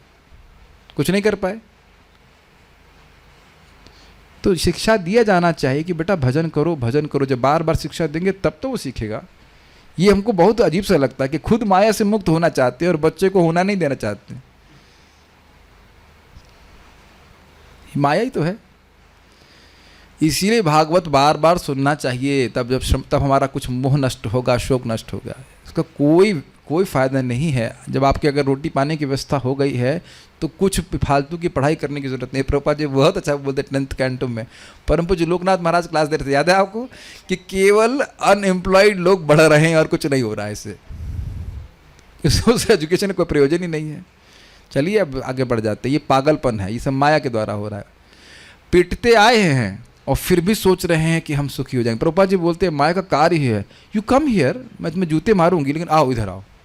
भगवान के पास क्यों जाते? भगवान तो प्रेम करेंगे, तुम इधर आओ मेरे पास आओ, मैं तुम्हें जूते मारूंगी। तो अभी सही नहीं हुए हो और पिटो अभी तो। ये बात है। हासा, उनकी सब मुस्कान है। तो जो भी व्यक्ति माया के उन्माद से उन्मादित है वह भगवान की मुस्कुराहट है, उसकी भगवान की मुस्कुराहट है। च तथा दुरंत सर्गा, दुरंत मतलब जिसको पार पाना कठिन है, और सर्ग मतलब ये भौतिक सृष्टि। यद अपांग मोक्ष, उनकी चितवन का विक्षेप है। विक्षेप मतलब यहां विक्षेप मतलब हाँ भाई दृष्टिपात, छोड़ना। आक्षेप सुना है, आक्षेप फेंकने के अर्थ में, उसी तरह विक्षेप। प्रक्षेप, प्रक्षेपास्त्र याद आ रहा है। प्रकृष्ट छेप, छिपौती मतलब फेंकना। तो विक्षेप मतलब विशेष रूप से फेंकना।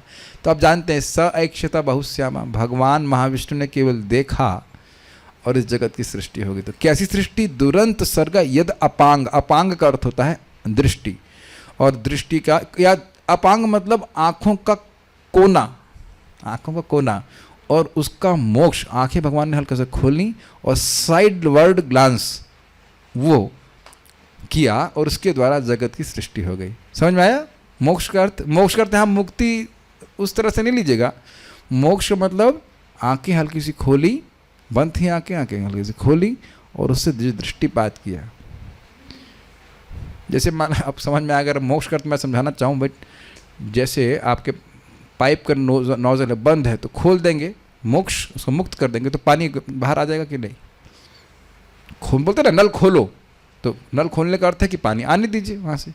तो जैसे भगवान ने हल्का सा आंख खोल करके दृष्टिपात की तो पूरा जगत की सृष्टि हो गई। वो जगत कैसा है? दुरंत सर्ग, जिसको पार पाना मुश्किल है, वो भगवान का दृष्टिपात से ही इसकी सृष्टि हो गई। सी whom we are worshipping। हम लोग तो शायद धारणा भी नहीं कर पा रहे ना भगवान कितने शक्तिशाली हैं। ये सब बात है। इसीलिए जो कह रहा है कि भाई शिव जी या ब्रह्मा जी या कोई और देवता भगवान के बराबर हैं, वो भगवान को समझ ही नहीं रहा है इस बात।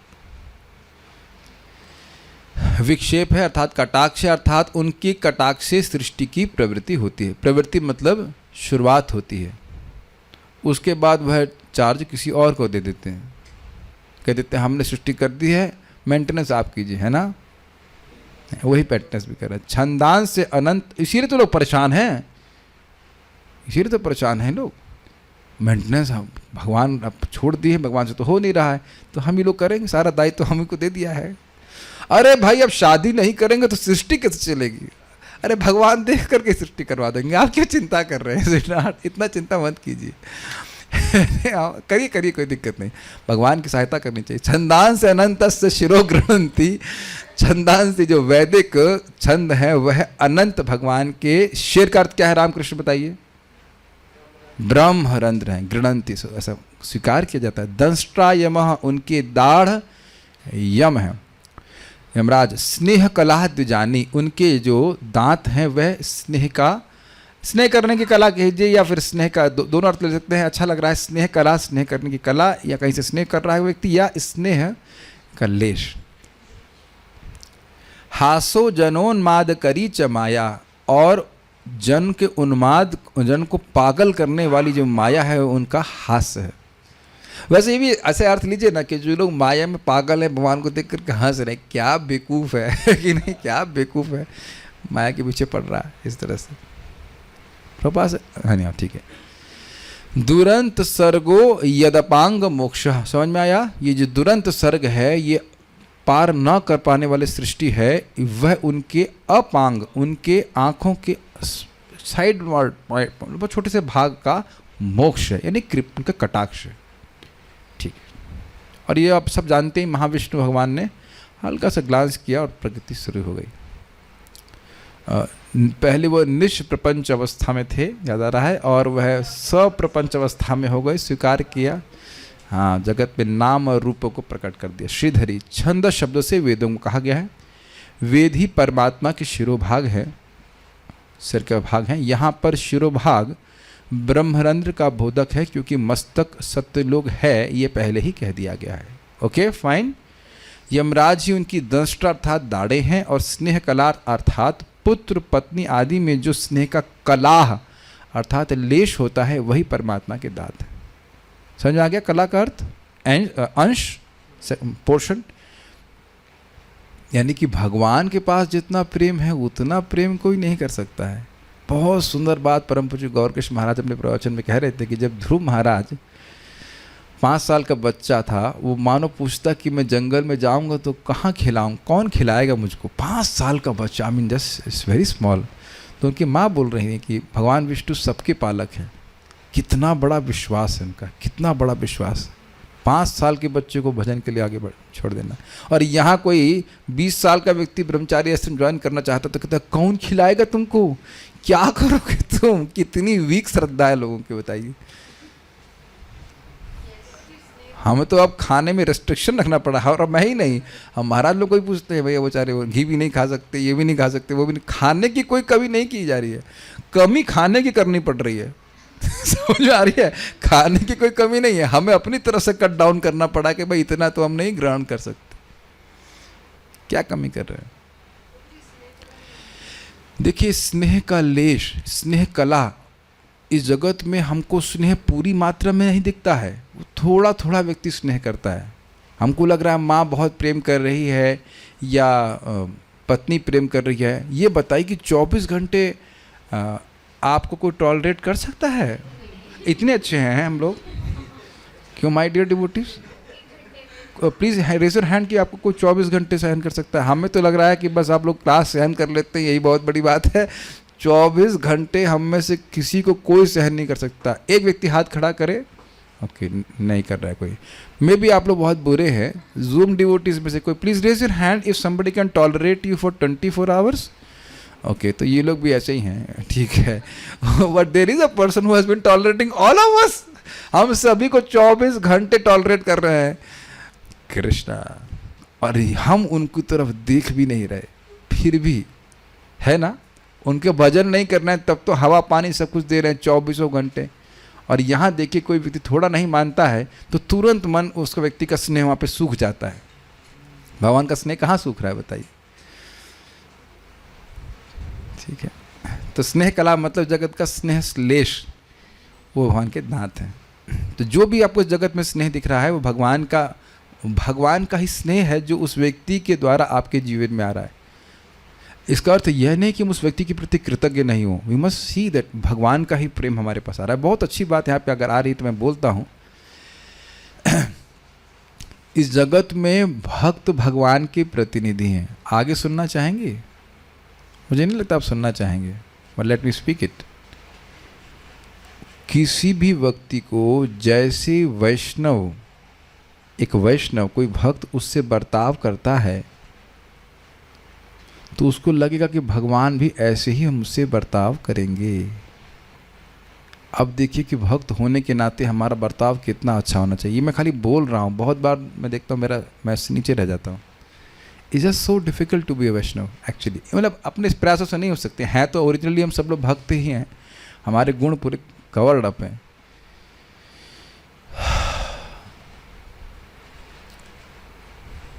है कि नहीं? अब आप बताइए भक्त की तरह आचरण हमारा कितना हो पाता है। एक कितनी बड़ी रिस्पॉन्सिबिलिटी है ना, कितनी बड़ी रिस्पॉन्सिबिलिटी है। और इस पे विचार कीजिए कि भगवान चाहते क्या हैं। आज भी सुबह ही बात बोली जा रही है, भगवान गुणगान कर रहे हैं वृंदावन के वृक्षों का और किसी भी वृक्ष का जो जीते ही दूसरों के कल्याण के लिए। और फिर मैं उसमें विचार कर रहा था कि वृक्ष की वस्तुएं बहुत महंगी नहीं है क्या, बताओ? पत्ती, फल और छाल या जो कुछ भी है वो बहुत महंगी नहीं है, बहुत महंगी तो नहीं है, लेकिन लोगों के लिए बहुत उपयोगी है। महंगी नहीं है लेकिन बहुत उपयोगी है। तो कभी कभी हम सोचते हैं कि दूसरे का उपकार करने के लिए हमको धन चाहिए, ऐसा सोचते हैं, लेकिन वाणी से बहुत अपकार और उपकार होता है, मानते हैं आप? केवल वाणी से। तो क्या बोलने में भी अब खर्चा होता है? तो कम से कम हम जब वाणी से किसी को कुछ बोलें तो भगवान की स्मृति होनी चाहिए। ये उसका बहुत बड़ा मंगल है। महाराज बड़ा अच्छा बोल रहे थे कि कथा में भी कोई ऐसी बात आ रही जिससे चित्त भगवान से हट रहा है तो वो बहुत अमंगल है। लौकिक बात नहीं बोलनी चाहिए। लौकिक बात कभी बोली जाती तो खाली कथा को, प्रसंग को समझाने के लिए बोली जाती है। ये नहीं कि आप पूरा न्यूज़पेपर हिला करके बोलना शुरू कर दे व्यक्ति उसमें। तो क्या हमारे पास इतना भी सामर्थ्य नहीं है? विचार कीजिए। क्या आप लोगों को ये भी नहीं बोल सकते कि आप हरे कृष्ण कीजिए? मुझे याद है हम होटल में गए थे तो एक माता जी, वहाँ की माता जो हम कार्यक्रम हुआ था उनसे, तो क्या ये हरे कृष्ण मंत्र करना ही सबसे इंपॉर्टेंट है? तो हाँ, वो माता जी प्रचार करते हैं, हाँ ये हरे कृष्ण मंत्र ही धर्म है, इसी के द्वारा प्रचार, इसी से उद्धार हो जाएगा। क्या इतना भी नहीं बोल सकता कोई? हमको बहुत प्रसन्नता हो रही थी, इसी से जो है उद्धार हो जाएगा और उससे उद्धार हो भी जाएगा। She is saying perfect knowledge. Okay, तो ये स्नेह है। हम खाली स्नेह पे बोल रहे हैं। माँ कहाँ से कहाँ स्नेह पे बोल रहा था कि वैष्णव से स्नेह प्राप्त होता है, व्यक्ति तब भक्ति में आता है। ध्यान दीजिएगा, ज्ञान तो जो एडवांस भक्त हैं उनके लिए, उसमें आनंद लेते हैं। नए लोगों को तो स्नेह ही अच्छा लगता है। स्नेह, सभी को स्नेह अच्छा लगता है, ऐसी बात नहीं है। प्राय आपको पता है किसी को खींचने का बहुत सिंपल तरीका क्या है? You know what? स्नेह। Because that's what every living entity is hankering for, every living entity. और पता है आप स्वयं भक्ति अच्छे से क्यों करो? जितना भक्ति करोगे उतना सभी जीवों के प्रति प्रेम करने की भावना बढ़ती जाएगी। हम सबसे तो नहीं प्रेम कर सकते, लेकिन एटलीस्ट इस स्टेज में, लेकिन जैसे जैसे भक्ति करते जाएंगे, जैसे सबका हृदय शुद्ध हो जाएगा, you will actually be affectionate to at least those people who are interested in Krishna consciousness. मेरी बात समझ पा रहे हैं?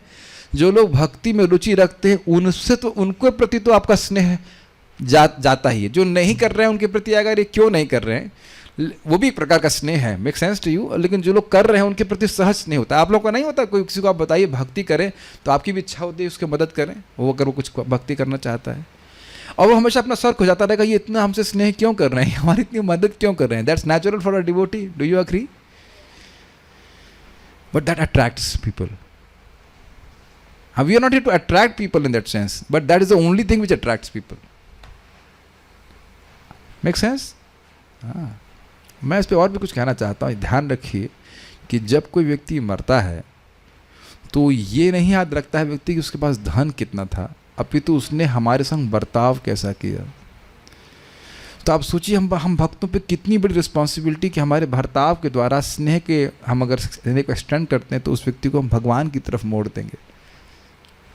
इसीलिए परम पूज्य राधानाथ महाराज बोलते हैं, Krishna please make me a humble instrument of your compassion. एक और प्रार्थना करते हैं कि please give me a pure heart so that my services are pleasing to you. जितना हम अन्य अभिलाषिता होते हैं ना, उतना कृष्ण को और सुख मिलता है। एनीवेज, बहुत सारी बातें कही जा सकती हैं। हम स्नेह पे बोल रहे थे कि अगर हमारे हृदय में प्रेम है तो हम भगवान की बहुत अच्छी सेवा कर सकते हैं। Do you agree? और ये प्रभुपाद जी, आप लोग पता नहीं वो देखे कि नहीं वीडियो, एक वीडियो में प्रभुपाद जी रथ यात्रा के वीडियो में कह रहे, if we are dancing in love of God the whole world will follow us. और ये सत्य बात है। इतने आनंद में आप रहेंगे कि लोग उसको नोटिस करेंगे कि वो दुख में है इसलिए। And then they will ask you why are you happy. ठीक है, आप देखते नहीं परम पूज्य राधा कुंज महाराज के स्पेशली पुराने लेक्चर सुनिए, महाराज हंसते ही रहते हैं, खूब मजाक करते हैं कि नहीं, खूब आनंद आता है। तो हाँ परम पूज्य वृंदावन चंद्र महाराज को देखिए तो मुझे तो उन लोग को देख करके बिल्कुल कहा भाई ये विरक्त होना बहुत अच्छा है, भगवान से विरक्त होना बहुत अच्छा। अगर विरक्ति आ जाए तो व्यक्ति खुश रहेगा, है कि नहीं। सारी टेंशन तो ये सब आसक्ति और पचड़े में पड़ने से होती है। विरक्त हम तो महाराज जब भी इसलिए महाराज को इन्वाइट करता रहता हूँ, जब महाराज को मैं हंसता हुआ देखता हूँ, खुश रहते हैं, उन्होंने कहा वाह महाराज थोड़ा सा दे दीजिए, विरक्ति आ जाए तो एकदम खुश हो जाए, है कि नहीं। सारी कठिनाई अब देखिए, दुख जो है वो भौतिक आसक्ति की वजह से।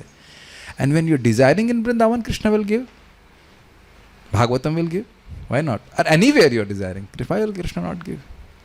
बच्चे हैं आप, अगर विरक्ति मांग रहे तो अब हमारा बच्चा विरक्ति मांग रहा है, हम विरक्ति नहीं देंगे। मेरा बच्चा क्या लेगा, सौंदर्य लेगा कि ज्ञान लेगा, वैराग्य लेगा कि क्या लेगा? वैराग्य पापा, I want the candy of वैराग्य। Okay, I'll bring to you anyhow my dear बच्चा, take this वैराग्य। कृष्णा gives। हमने एक भक्त से मजाक किया, शादी करने वाले ने कहा 2 संतान करनी है, एक ज्ञान और एक वैराग्य। ठीक है, 2 बेटे जरूर करने हैं आपको, ज्ञान और वैराग्य जरूर पैदा करना है। बाकी भक्ति देवी एक लड़की जो भी करे, ज्ञान और वैराग्य जरूर होना चाहिए। ठीक, माया ही संसारी जीवों को मोहित करके उनको उन्मत्त बना देती है। ये हम लोग सुन चुके ना, ऋषभ देव की शिक्षा में क्या बोले हैं वो, नूनम प्रमत्तः कुरुते विकर्म यदिंद्रिया प्रीतम आपनोति। लोग निश्चित रूप से पागल हैं। क्यों भाई पागल क्यों कह रहे हैं आप लोगों को? तो कह रहे हैं नूनम प्रमत्तः कुरुते विकर्म, विकर्म कर रहे हैं। क्या विकर्म कर दिया उनने? भाई जिस कारण से तुमको भोग करने से शरीर प्राप्त हुआ, जो दुख प्राप्त करने वाला, दुख देने वाला शरीर, आप फिर वही काम कर रहे हो। तो ऐसा क्यों कर रहे हैं? तो कह रहे हैं यद इंद्रिया प्रीतम आपनोति, केवल इंद्रियों को अच्छा लग रहा है, बस अच्छा उनके लिए नहीं है। तो ये माया का कार्य है कि पागल बनाए रखे। एक में और कहानी याद आ रही है, परम पूज्य गौर कृष्ण महाराज बता रहे थे कि परीक्षित महाराज को, वो परीक्षित महाराज पूछे थे ना कि क्या बात हुआ था कि भगवान कलयुग, क्या बात है, कलयुग और परीक्षित महाराज की बात चल रही थी। तो बोले कि जो भी, हाँ वो स्मरण कर रहे थे कि केवल नाम उच्चारण करने मात्र से, हम लोग सुन चुके कि बस नाम उच्चारण मात्र करने से व्यक्ति मुक्त हो जाता है, ये कलयुग की विशेषता है। तो करके कलयुग को छोड़ करके परीक्षित महाराज जाने लगे। तो कलयुग मुस्कुरा रहा था, कलयुग मुस्कुरा रहा था कि हाँ ठीक है, हरिनाम करने से निश्चित मुक्ति हो जाती है, लेकिन करने दूंगा तब ना। और आप देख रहे हैं कि जो व्यक्ति ब्रह्म मुहूर्त में उठ जाता है सुबह 8 बजे, नहीं है ना, उसका तो अब 16 माला पॉकेट में ही है कि नहीं। तो हमको इतना बुद्धिमान होना चाहिए। और इसको भक्ति ठाकुर जी बोले हैं, ए बतबे आलस कोरी ना भज हृदय राज, ऐसे करके बोलते हैं कि भाई सूर्य चढ़ जाएगा, तुम आलस चढ़ जाएगा और तुम भजन नहीं करोगे। इसीलिए विभा उदिलो अरुण पूरब भागे, द्विजमणि गोरा मन जागे, भकत समूह लैया साथे गिला नागर ब्राजे, इत्यादि इत्यादि। मतलब सुबह हो गई है, भजन करो, सुबह उठ गई। या फिर रोज ही गाते हैं, विभावरी शेष आलोक प्रवेश, निद्रा छाड़ी उठ जीवा, बोलो हरि हरि मुकुंद मुरारी, राम कृष्ण हयग्रीवा। तो इसलिए सुबह का समय लगा लीजिएगा भगवान का नाम जप करने में, और आप देखेंगे कि सुबह नाम जप करने की बड़ी उत्साह रहता है। बाद में बस सूरज उग गया तो अब बहुत सारे कार्य करने होते। सब माया है कि लोग माया के कारण भ्रमित हो जाते हैं कि भगवान का नाम जप करना, भक्ति करने के अलावा कुछ और करना चाहिए। परमात्मा की हंसी भी मोहित कर देने वाली होती है। यह अपार सृष्टि ही परमात्मा के कटाक्षपात हैं। तात्पर्य ये समझ रहे हैं, हम उसका क्या कर चुके। वेदों के अनुसार यह भौतिक सृष्टि भौतिक शक्ति पर भगवान के दृष्टिपात का प्रतिफल है। स ऐक्षतः बहुश्यामा, भगवान ने देखा और वो बहुत हो गए, जिसे यहाँ पर अत्यंत मोहिनी माया के रूप में बताया गया है। ऐसे बद्ध जीव जो ऐसी भौतिकता के द्वारा आकृष्ट होते हैं, उन्हें जान लेना चाहिए कि भौतिक नश्वर सृष्टि वास्तविकता का अनुकरण मात्र है। ये समझने का प्रयास कर रहा है। वास्तविकता है आध्यात्मिक जगत में, जहाँ वास्तविक संबंध हैं, जहाँ वास्तविक पिता हैं, माता इत्यादि हैं, और इसका अनुकरण मतलब क्या कहते हैं उसको, रेप्लिका नहीं कह सकते, रेप्लिका गलत हो गया, रेप्लिका नहीं ना, रिफ्लेक्शन, अरे एक शब्द मुख से नहीं आ रहा है, उसको कहते हैं चीप इमिटेशन। ऐसे कल इमिटेशन इमिटेशन इमिटेशन, उसमें दम नहीं है, वैसा है नहीं, खाली लग रहा है वैसा, अनुकरण मात्र है। जैसे यहाँ पे जगत में लोग झूठा अमिताभ बच्चन बन जाते हैं। अब ऐसे नाम नहीं स्मरण करना, चलिए जो भी है, वो अपनी दाढ़ी वाड़ी से बना लेंगे, लेकिन वो वाकई वो पात्र नहीं है, वो खाली उसका अनुकरण कर रहे हैं। अनुकरण समझ गए? हाँ, दिखावटी, एक्टिंग, बनावटी, बनावट है। और जो लोग भगवान की ऐसी आकर्षक चितवन से मोहित हैं, वे पापियों के नियंत्रक यमराज के नियंत्रण में रख दिए जाते हैं। आप देख रहे हैं प्रपात पूरे तात्पर्य में कोई सूत्र से बांध दिए। जो लोग माया से मोहित हैं वो क्या करेगा? पाप करेगा। पाप करेगा तो भगवान की दाढ़ में जाके चब जाएगा। भगवान जब स्नेह से हंसते हैं तो उनके दांत दिखते हैं। जो बुद्धिमान व्यक्ति भगवान के विषय में सच्चाई को इस सच्चाई को ग्रहण करता है, वह उनका शरणागत हो जाता है। तो स्नेह प्रस्तुत होता है भगवान के दांत से। भगवान बहुत तीव्रता से नहीं हंसते हैं, लेकिन मोस्टली आई एम सेइंग, ऐसा नहीं कह रहे, लेकिन बहुत बार बहुत जोर से भी हंसते हैं। कोई एक जैसे अपने भक्तों के संग बैठे हैं, सखाओं के संग बैठे हैं, सखा मुँह खोलो, मत मेरी माँ ने बहुत अच्छा वस्तु दिया। वैसे ही बहुत बार कृष्ण के संग भी करते हैं, अरे कृष्ण ये बहुत अच्छे वस्तु है, मैं तुमको बिल्कुल नहीं दूंगा, अरे मित्र दो, अरे मित्र दो, ठीक है आंख बंद करो। और कृष्ण मुंह खोलेंगे और फूल मुंह में डाल देंगे, सब लोग हंसेंगे इस प्रकार से। तो इस प्रकार से वो हंसते हैं। कृष्ण भी हंसते हैं बहुत बार, लेकिन डिपेंड्स। भगवान विष्णु जोर से नहीं हंसते हैं, वो हल्का सा हंसेंगे। कभी कभी उनके दांत नहीं दिखते, कभी कभी दांत भी दिखते हैं, तो वो स्नेह प्रस्तुत होता है। आखिरी श्लोक आज का। हाँ, कभी कभी राधा रमन जी के दांत दिखते हैं। ये देख, हम फोटो भेजी कई भक्तों ने। मेरे पीछे बोलिए, व्रीडोत्तरोष्टोधर एव लोभो, व्रीडोत्तरोष्टोधर एव लोभो, धर्मस्तनो धर्मपथोस्य पृष्ठम्, धर्मस्तनो धर्मपथोस्य पृष्ठम्, कस्तस्य मेढ्रं वृषणौ च मित्रौ, कस्तस्य मेढ्रं वृषणौ च मित्रौ, कुक्षिः समुद्रा गिरयोस्ति संघाः, कुक्षिः समुद्रा गिरयोस्ति संगा। लज्जा भगवान का ऊपरी होठ है, लोभ अर्थात लालसा उनकी ठुड्डी है, ठुड्डी इज चिन। धर्म उनका वक्षस्थल है तथा अधर्म उनकी पीठ है। भौतिक जगत में समस्त जीवों के जनक ब्रह्मा जी उनके जननेंद्रिय हैं और मित्रा वरुण दो देवता उनके दोनों अंडकोश हैं। सागर उनकी कमर है। इन्होंने सागर को कमर अनुवाद कर सकते हैं, लेकिन हम लोग कमर पहले क्या सुन चुके हैं? भूलोक। तो यहाँ शब्द है कुक्षी। तो आप कुछ ऐसा समझिए कि कुक्षी इज गोद। महाराज समझा रहे थे गोद और कमर एक ही है, लेकिन थोड़ा अंतर भी आ रहा है। Are able to follow? से अभी आप लोग बैठे हैं तो आप किसी बच्चे को या किसी चीज़ को गोद में रखते हैं, मृदंग को आप गोद में रख रहे हैं, तो उसकी लोकेशन कमर के ही पास में है, तो कमर क्या है वो भी ठीक है। लेकिन कुक्षी शब्द आप जानते हैं, कुक्षी शब्द जो है वो कोक नहीं, कुक्षी हाँ कोक में भी कहते हैं, कुक्षी गोद को कह रहा जा रहा है। To follow?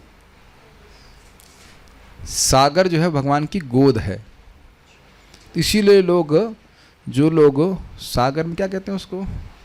राफ्टिंग बोलते? क्या नहीं, राफ्टिंग नहीं बोलते, ना डाइविंग भी कहते हैं। वो जो एक, अरे नहीं स्कूबा डाइविंग नहीं, सर्फिंग। हाँ, तो जो सर्फिंग कर रहे हैं तो वह है, अगर मान लो सर्फिंग की आसक्त हो तो ये श्लोक पढ़ लें और कहें कि अब हम भगवान की गोद में सर्फिंग कर रहे हैं, ठीक है कि नहीं? Like that. और पर्वत उनकी अस्थियों के समूह हैं। अब देखिए, भगवान का में देह और देही का भेद नहीं है, लेकिन ऐसी धारणा करें कि अब हिमालय को देखें तो भगवान की हड्डी है, ऐसा स्मरण करें। ओके, ठीक है। Somehow it is so silent, how? है ना, एकदम से कुछ साइलेंट कैसे हो गया? कुछ आवाज कहाँ से आ रही थी?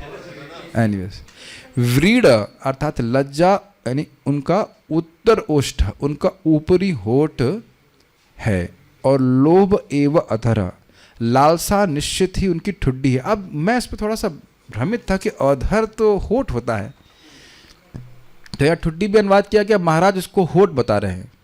तो अब जो भी है, फिर से मैं एक बार देखूंगा कि अधर तो अधरामृत तो होठ को कहा जाता है, जो भी हो, ठुड्डी कह लीजिए, अधर कह लीजिए। धर्म स्तनहम, धर्म उनका वक्षस्थल है, बहुत अच्छी बात है। और अधर्म का पथ मार्ग, अस्य पृष्ठम उनकी पीठ है। तो जो व्यक्ति, आप समझ गए, जो व्यक्ति धर्म के पथ पे चल रहा है वो भगवान के हृदय में निवास करता है। और इस बात को भगवान स्वयं कहते हैं 5वें स्कंद 5वें अध्याय में कि मैं हमेशा अपने भक्तों का कल्याण अपने हृदय में सोचता रहता हूँ। What amazing statement. कोई कहता है भगवान हमसे बोलते नहीं थे, तो शास्त्र आप नहीं सुनते हो, शास्त्र में तो खूब बोल रहे हैं। यहाँ पे भी आप देखते हो कि कोई व्यक्ति कुछ लिख दिया है, आज लिखा है, आप सो गए और कल सुबह उठ करके मैसेज पढ़ा, तब भी यही अनुभव होता है ना कि व्यक्ति हमको बोला है। जो अच्छा बोले बुरा बोले कुछ भी बोले, ये प्रत्यक्ष देखते हैं कि नहीं। और वो व्यक्ति भी खूब कुछ गाली देना होगा, बड़े से लिखता है कि जब ये उठेगा तब पढ़ेगा, तब उसको दुख होगा, है कि नहीं। ये तो सब देख ही रहे ना व्हाट्सएप पे या टेलीग्राम पे, करते कि नहीं। ये हो जाता है। ये नहीं हुआ आप लोग से कभी? मान लो आजकल ईमेल का ज़माना है, ईमेल में तो ज़्यादा परमानेंट है। मान लो ईमेल मैं चेक नहीं कर रहा हूँ, किसी को गाली बकनी हो तो ईमेल कर देगा। मैं कब मान लो 6 महीने बाद देखूंगा, अरे गाली बका हमको। तो यहाँ ग्रहण कर लेते, तब तो आप बोलते थे हमको, तो वो तो 6 महीने पहली बात हुई ना, तो आप क्यों बोलते हो कि बोला बका या जो भी कहा। तो शास्त्र भगवान हमारे जीवन में आकर बोल रहे हैं स्पष्ट रूप से कि जो व्यक्ति मेरे भक्तों के कल्याण को मैं हमेशा अपने हृदय में स्मरण करता हूँ। You can just search in 5th बाद में सर्च करिए, बताएगा 5th कैंटो 5th चैप्टर। तो क्यों नहीं भगवान के वक्षस्थल पे रही। इसीलिए व्यक्ति को अधर्म नहीं करना चाहिए। अब पीठ का अर्थ क्या है? पीछे वाला मतलब। अब इसका अर्थ क्या? अर्थ यह है कि व्यक्ति, देखिए हम इसको समझिए, पीठ पे आप पीछे नहीं देख रहे हैं ना, तो व्यक्ति अधर्म कब करेगा? जब कोई नहीं देख रहा हो, जब कोई ना देख रहा हो। तो भगवान समझ गए, तो वो भगवान की पीठ के पीछे रहना चाहता है। भगवान देखे नहीं, वैसे भगवान देख लेते हैं, लेकिन अधर्म की तरफ उनकी मति नहीं। महाराज बहुत अच्छा बता रहे थे कि गांव में भी लड़के अगर कुछ उनको क्या कहते हैं उसको, साक्षी नहीं कहते हम लोग, कहते हैं उसको कसम। हाँ, कसम खानी होती तो हाथ पे रख के बोलो, अच्छा छाती पे रख के बोलो, छाती पे रख के बोलो। तो वहाँ भी वो लोग समझते हैं कि छाती में भगवान विद्यमान रहते हैं। और दूसरा बात महाराज बोल रहे थे बहुत सुंदर कि देखिए कभी किसी को, बच्चों को भी मारते हैं, माताओं का तो अनुभव होगा, है ना, शॉक ट्रीटमेंट देना बच्चों को आप लोगों को भी प्राप्त हुआ होगा, तो डिपेंड करता है, लेकिन कभी माता छाती पे नहीं मारती हैं। इट्स वेरी मैं महाराज क्या क्या सोचते हैं। खूब चाटे पड़े होंगे, आपके ब्रह्मरंध्र पड़ा होगा, इधर पड़ा होगा, जहाँ पड़ा होगा, लेकिन छाती पे बच्चों के कभी नहीं मारते। कभी मारा है? कभी नहीं मारते। बड़ा इंटरेस्टिंग बात, छाती पे केवल गुंडे मारते हैं, अधर्मी लोग। बहुत होगा तो पीछे पीछे की तरफ माता जी लोग खूब बजाती हैं। तो क्या उसका कारण है, अधर्म में क्यों जा रहा है, अधर्म में क्यों जा रहा है? अधर्म हटा, पीठ पे मार रही हैं, वो अधर्म है, लेकिन छाती पे कभी नहीं मारते हैं। एक कितनी सुंदर ऑब्जर्वेशन है ना। झगड़ा करने वाले मार देंगे, लेकिन माँ कभी इस प्रकार से नहीं करते। अधर्म यह है भगवान की पीठ पे निवास करता है, इसलिए अपनी पीठ कभी भगवान की तरफ भी नहीं करनी चाहिए। ये भी एक बात है। भगवान से बेसिकली विमुख, कहने का अर्थ है कि जो व्यक्ति भगवान से विमुख है वही अधर्म के पथ पे चल रहा है। तो बड़ा स्पष्ट है, हमेशा भगवान के सन्मुख रहना चाहिए। ठीक है, अच्छा ऐसे पृष्ठम हो गया कह। अब ये कह जो है ब्रह्मा जी हैं। तो आप जानते हैं कि एकाक्षर शब्दकोश है, तो उसमें अ है विष्णु और क है ब्रह्मा जी, और है ना, और एक और भी ऐसे बहुत सारे उसमें अर्थ हैं। तो क यहाँ पे ब्रह्मा जी हैं। केशव में क ईशा, तो क जो है ब्रह्मा जी, ईश मतलब शिव जी और उनके नियामक हैं। तो अ जो है विष्णु है और क ब्रह्मा जी हैं। महाराज बड़ा अच्छा बोल रहे थे कि भाई 12 साल जब साधुओं की टोली में रहेगा तो भाषा समझ में आएगी। तो अब कोई लोग सोचेंगे क मतलब Brahma ji, what is this. तो ये क का मतलब ब्रह्मा जी यहाँ पे लिया गया है। क तस्य मृणम, उनकी जन्नेन्द्रिय। क्यों ऐसा कहा गया? क्योंकि ब्रह्मा जी ही सारी सृष्टि का, मतलब जितने भी जीवन को शरीर प्रदान करने का कार्य करते हैं। हाँ 5 5 20, हाँ तो आप देख सकते हैं। भक्त लोग भगवान के हृदय में निवास करते हैं। जो नया भक्त है वह भी। मित्रौ शब्द यहाँ द्विवचन में, यानी मित्र और वरुण 2 देवता, उनके विष्णु यानी दोनों अंडकोश हैं। समुद्र उनकी कुक्षी यानी कमर है। कमर मतलब कोख कह लीजिए, कोखली इन द सेंस बुद्धि है। च गिरया अस्थि संघा, पर्वत उनकी अस्थियों का समूह है। संस्कृत देख लीजिए। व्रीड़ा उत्तर ओष्ठः, लज्जा उनका ऊपर का होठ है। अधर एवं लोभ, लोभ उनका अधर है, जो ये ठुड्डी है, जब भी अर्थ लिया गया है। धर्मस्तनहा, धर्म उनका वक्षस्थल है, और अधर्म पथ अस्य पृष्ठम, इनका अधर्म का मार्ग इनका पीठ है। कह तस्य मृडम, कह मतलब ब्रह्मा जी उनके मृडम अर्थात जननेन्द्रिय हैं, और विष्णु च मित्रो, मित्र और वरुण जो देवता है वो दोनों उनके अंडकोश हैं। कुक्षी समुद्र, जो उनकी जो समुद्र है वह उनकी कमर कह लीजिए, गोद कहना जा समझ में आएगा, क्योंकि वहाँ कमर का वर्णन भूलोक के रूप में हो चुका है। गिरयो अस्थि संघ, और जो पर्वत आदि हैं वह उनके अस्थि संघ है। अस्थि संघ मतलब हड्डियों का समूह है। सारार्थ दर्शनी, धर्म उनके स्तन का दक्षिण भाग है, दैट मीन्स चेस्ट का राइट साइड। तो लेफ्ट क्या है? आई डोंट नो, हम ऐसा बोल रहे हैं क्योंकि यह कहा जाता है कि धर्मस्तना दक्षिणतः, अर्थात धर्म उनके वक्षस्थल से दाहिने भाग से प्रकट हुआ। श्रीमद् भागवत 3:12-25। इधर भी कुछ होगा ही, लेकिन धर्म जो भी है दाएं तरफ से। कह अर्थात प्रजापति ब्रह्मा जी, मेड्रम अर्थात जननेन्द्रिय, मित्र अर्थात मित्र वरुण देव, और विष्णु अर्थात अंडकोश। इजी है तात्पर्य।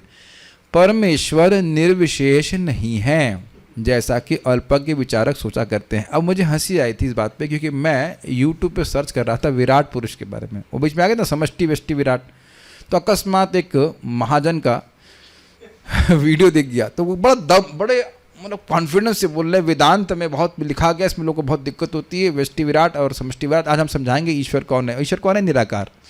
अब मैंने कहा बंद करो उसको। हमने कहा यूट्यूब का भी ऐसे लोगों की बात सुननी नहीं चाहिए। हमको संदेह हो रहा था, हमने कहा शायद कुछ इन्फॉर्मेशन मिल जाए। मुश्किल से 4-5 सेकंड उसमें तुरंत बोल दिया ईश्वर निराकार, और बोल रहे हैं गुणों के बारे में। वो सर्वज्ञ हैं, सब जानने वाले हैं, सर्वशक्तिमान हैं, ये हैं वो हैं, गुणों का वर्णन कर रहे हैं, उसका तो निराकार। तो तुम्हारे पास क्या दिमाग है? तुम्हारी बुद्धि निराकार हो गई है। समझ में आया? मैं फिर वही रिपीट करूंगा, वो जो भक्त का बता रहा था, खूब संस्कृत पढ़ लीजिए, लेकिन टीचरों को पता नहीं। टीचर कम से कम अब जो व्यक्ति को एमए पढ़ा रहा है उसे पीएचडी तो करना होगा। नॉट परमानेंटली हेड डैमेज करके आए हैं कि उनको पता ही नहीं विराट पुरुष है कौन, और चर्चा हो रही है सहस्त्र शीर्षा पुरुषा ये वो। Is not amazing? परमेश्वर निर्विशेष नहीं है जैसा कि अल्पज्ञ विचारक सोचा करते हैं। अल्पज्ञ विचारक, विचार करने की शक्ति है लेकिन ज्ञान बहुत कम है। प्रत्युत वे परम पुरुष हैं जिसकी पुष्टि समस्त प्रमाणिक वैदिक ग्रंथों द्वारा होती है, लेकिन इन गधों के द्वारा नहीं होती है। शास्त्र पढ़ने के बाद भी वह समझ नहीं पाते हैं। गुरु की शरण में जाना चाहिए। आचार्यवान पुरुषो वेदा, स्त्रियो वेदा ऑल्सो। आचार्यवान कोई स्त्री होगी तो वह भी समझ जाएगी और पुरुष भी समझ जाएंगे, लेकिन उनका व्यक्तित्व वैसा नहीं है जैसे हम अनुमान लगा सकते हैं। ये बात समझ लीजिए, भगवान आप और हमारे जैसे नहीं हैं। Hare Krishna, Krishna is here, is it okay?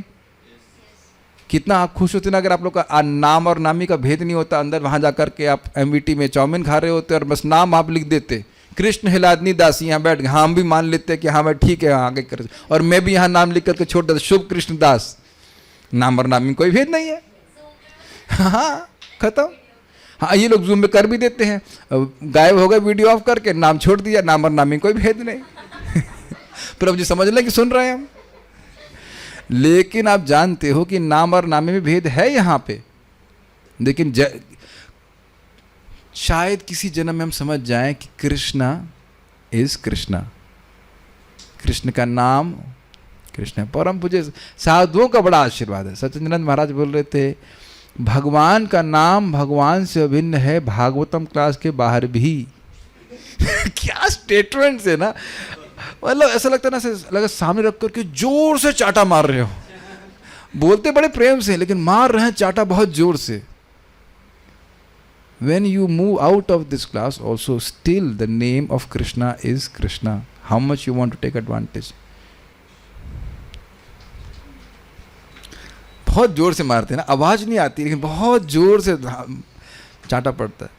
मैं अपने को बताता हूँ कि मेरा क्या कमिटमेंट है नाम उच्चारण में। It has to be increased so much more, is it not? Think about it. बहुत कहो क्या 16 माला हमने कर ली है, बस बस ज़्यादा नहीं करना है हमको, नहीं तो ऊपर के भू भवर लोग डिस्टर्ब हो जाएंगे। है कि नहीं? है कि नहीं? अब 2 घंटा भागवत झेलने के बाद हम जप करने वाले हैं, 4 माला एक्स्ट्रा करने वाले ना? नहीं भाई, प्रजल्प कौन करेगा? फिर ज्यादा भक्ति नहीं बढ़ जाएगी? और इंद्र ऑलरेडी डिस्टर्ब हो गए कि हम भजन कर रहे हैं, परेशान करेंगे हमको,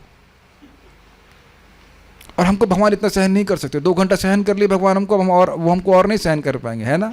just see if Krishna is coming, जब कीजिए अपनी जीप पे हरे कृष्णा कृष्णा कृष्णा हरे हरे, हरे राम राम राम हरे। आ तो रहे, क्या दिक्कत है? फिर से एक बार चेक कीजिए, हरे कृष्णा कृष्णा कृष्णा हरे हरे, हरे राम राम राम हरे। भगवान तो रिजेक्ट नहीं कर रहे, तो आप क्यों रिजेक्ट कर रहे हैं? Chant as much, chant while you can. Okay, will go forward. मैं खाली बोलना चाहता हूँ, भगवान के अनुमान नहीं लगा सकते। प्रभुपाद जी का शब्द सुनिए, तुम भगवान का कोई भी गुण समझ लो, ब्यूटीफुल, लेकिन ये जो भगवान की अहेतु की कृपा जीवों के प्रति है, तुम कभी नहीं समझ सकते, कभी नहीं समझ सकते। Why Krishna is so kind to this living entities, loving to this living. तो अनुमान लगाने की क्या जरूरत है? फायदा उठाइए, भजन कीजिए।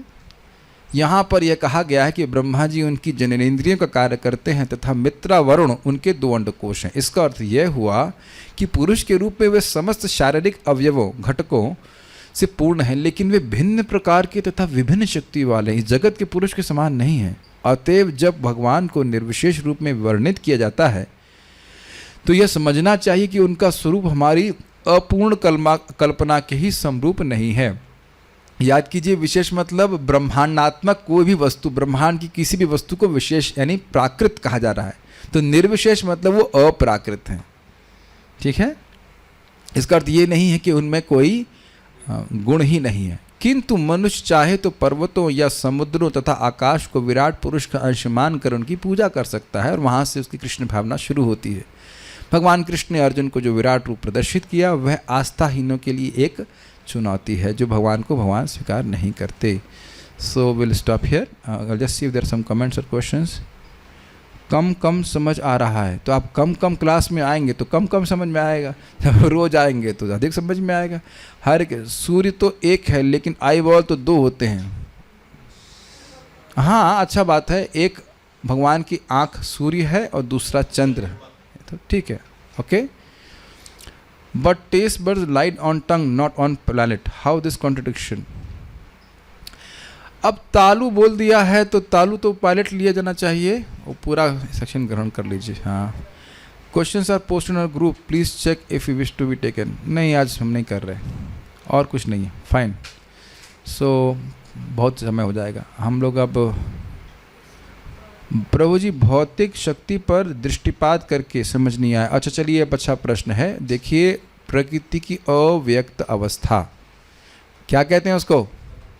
एक मिनट रुक जाइए, जय वृंदा माता जी, क्या कहते हैं? प्रधान, ठीक है। और प्रधान में क्या स्थिति होती है? प्रेम कृष्ण प्रभु, तीनों गुण साम्यावस्था में रहते हैं, 1:1। तीनों गुण का नाम बता दीजिए। रजगुण, तमगुण, सत्वगुण, सब कुल रहते हैं। तुम अपनी जगह खुश, हम अपनी जगह खुश, हम लोग दूसरे जगह। गिव मी माई स्पेस।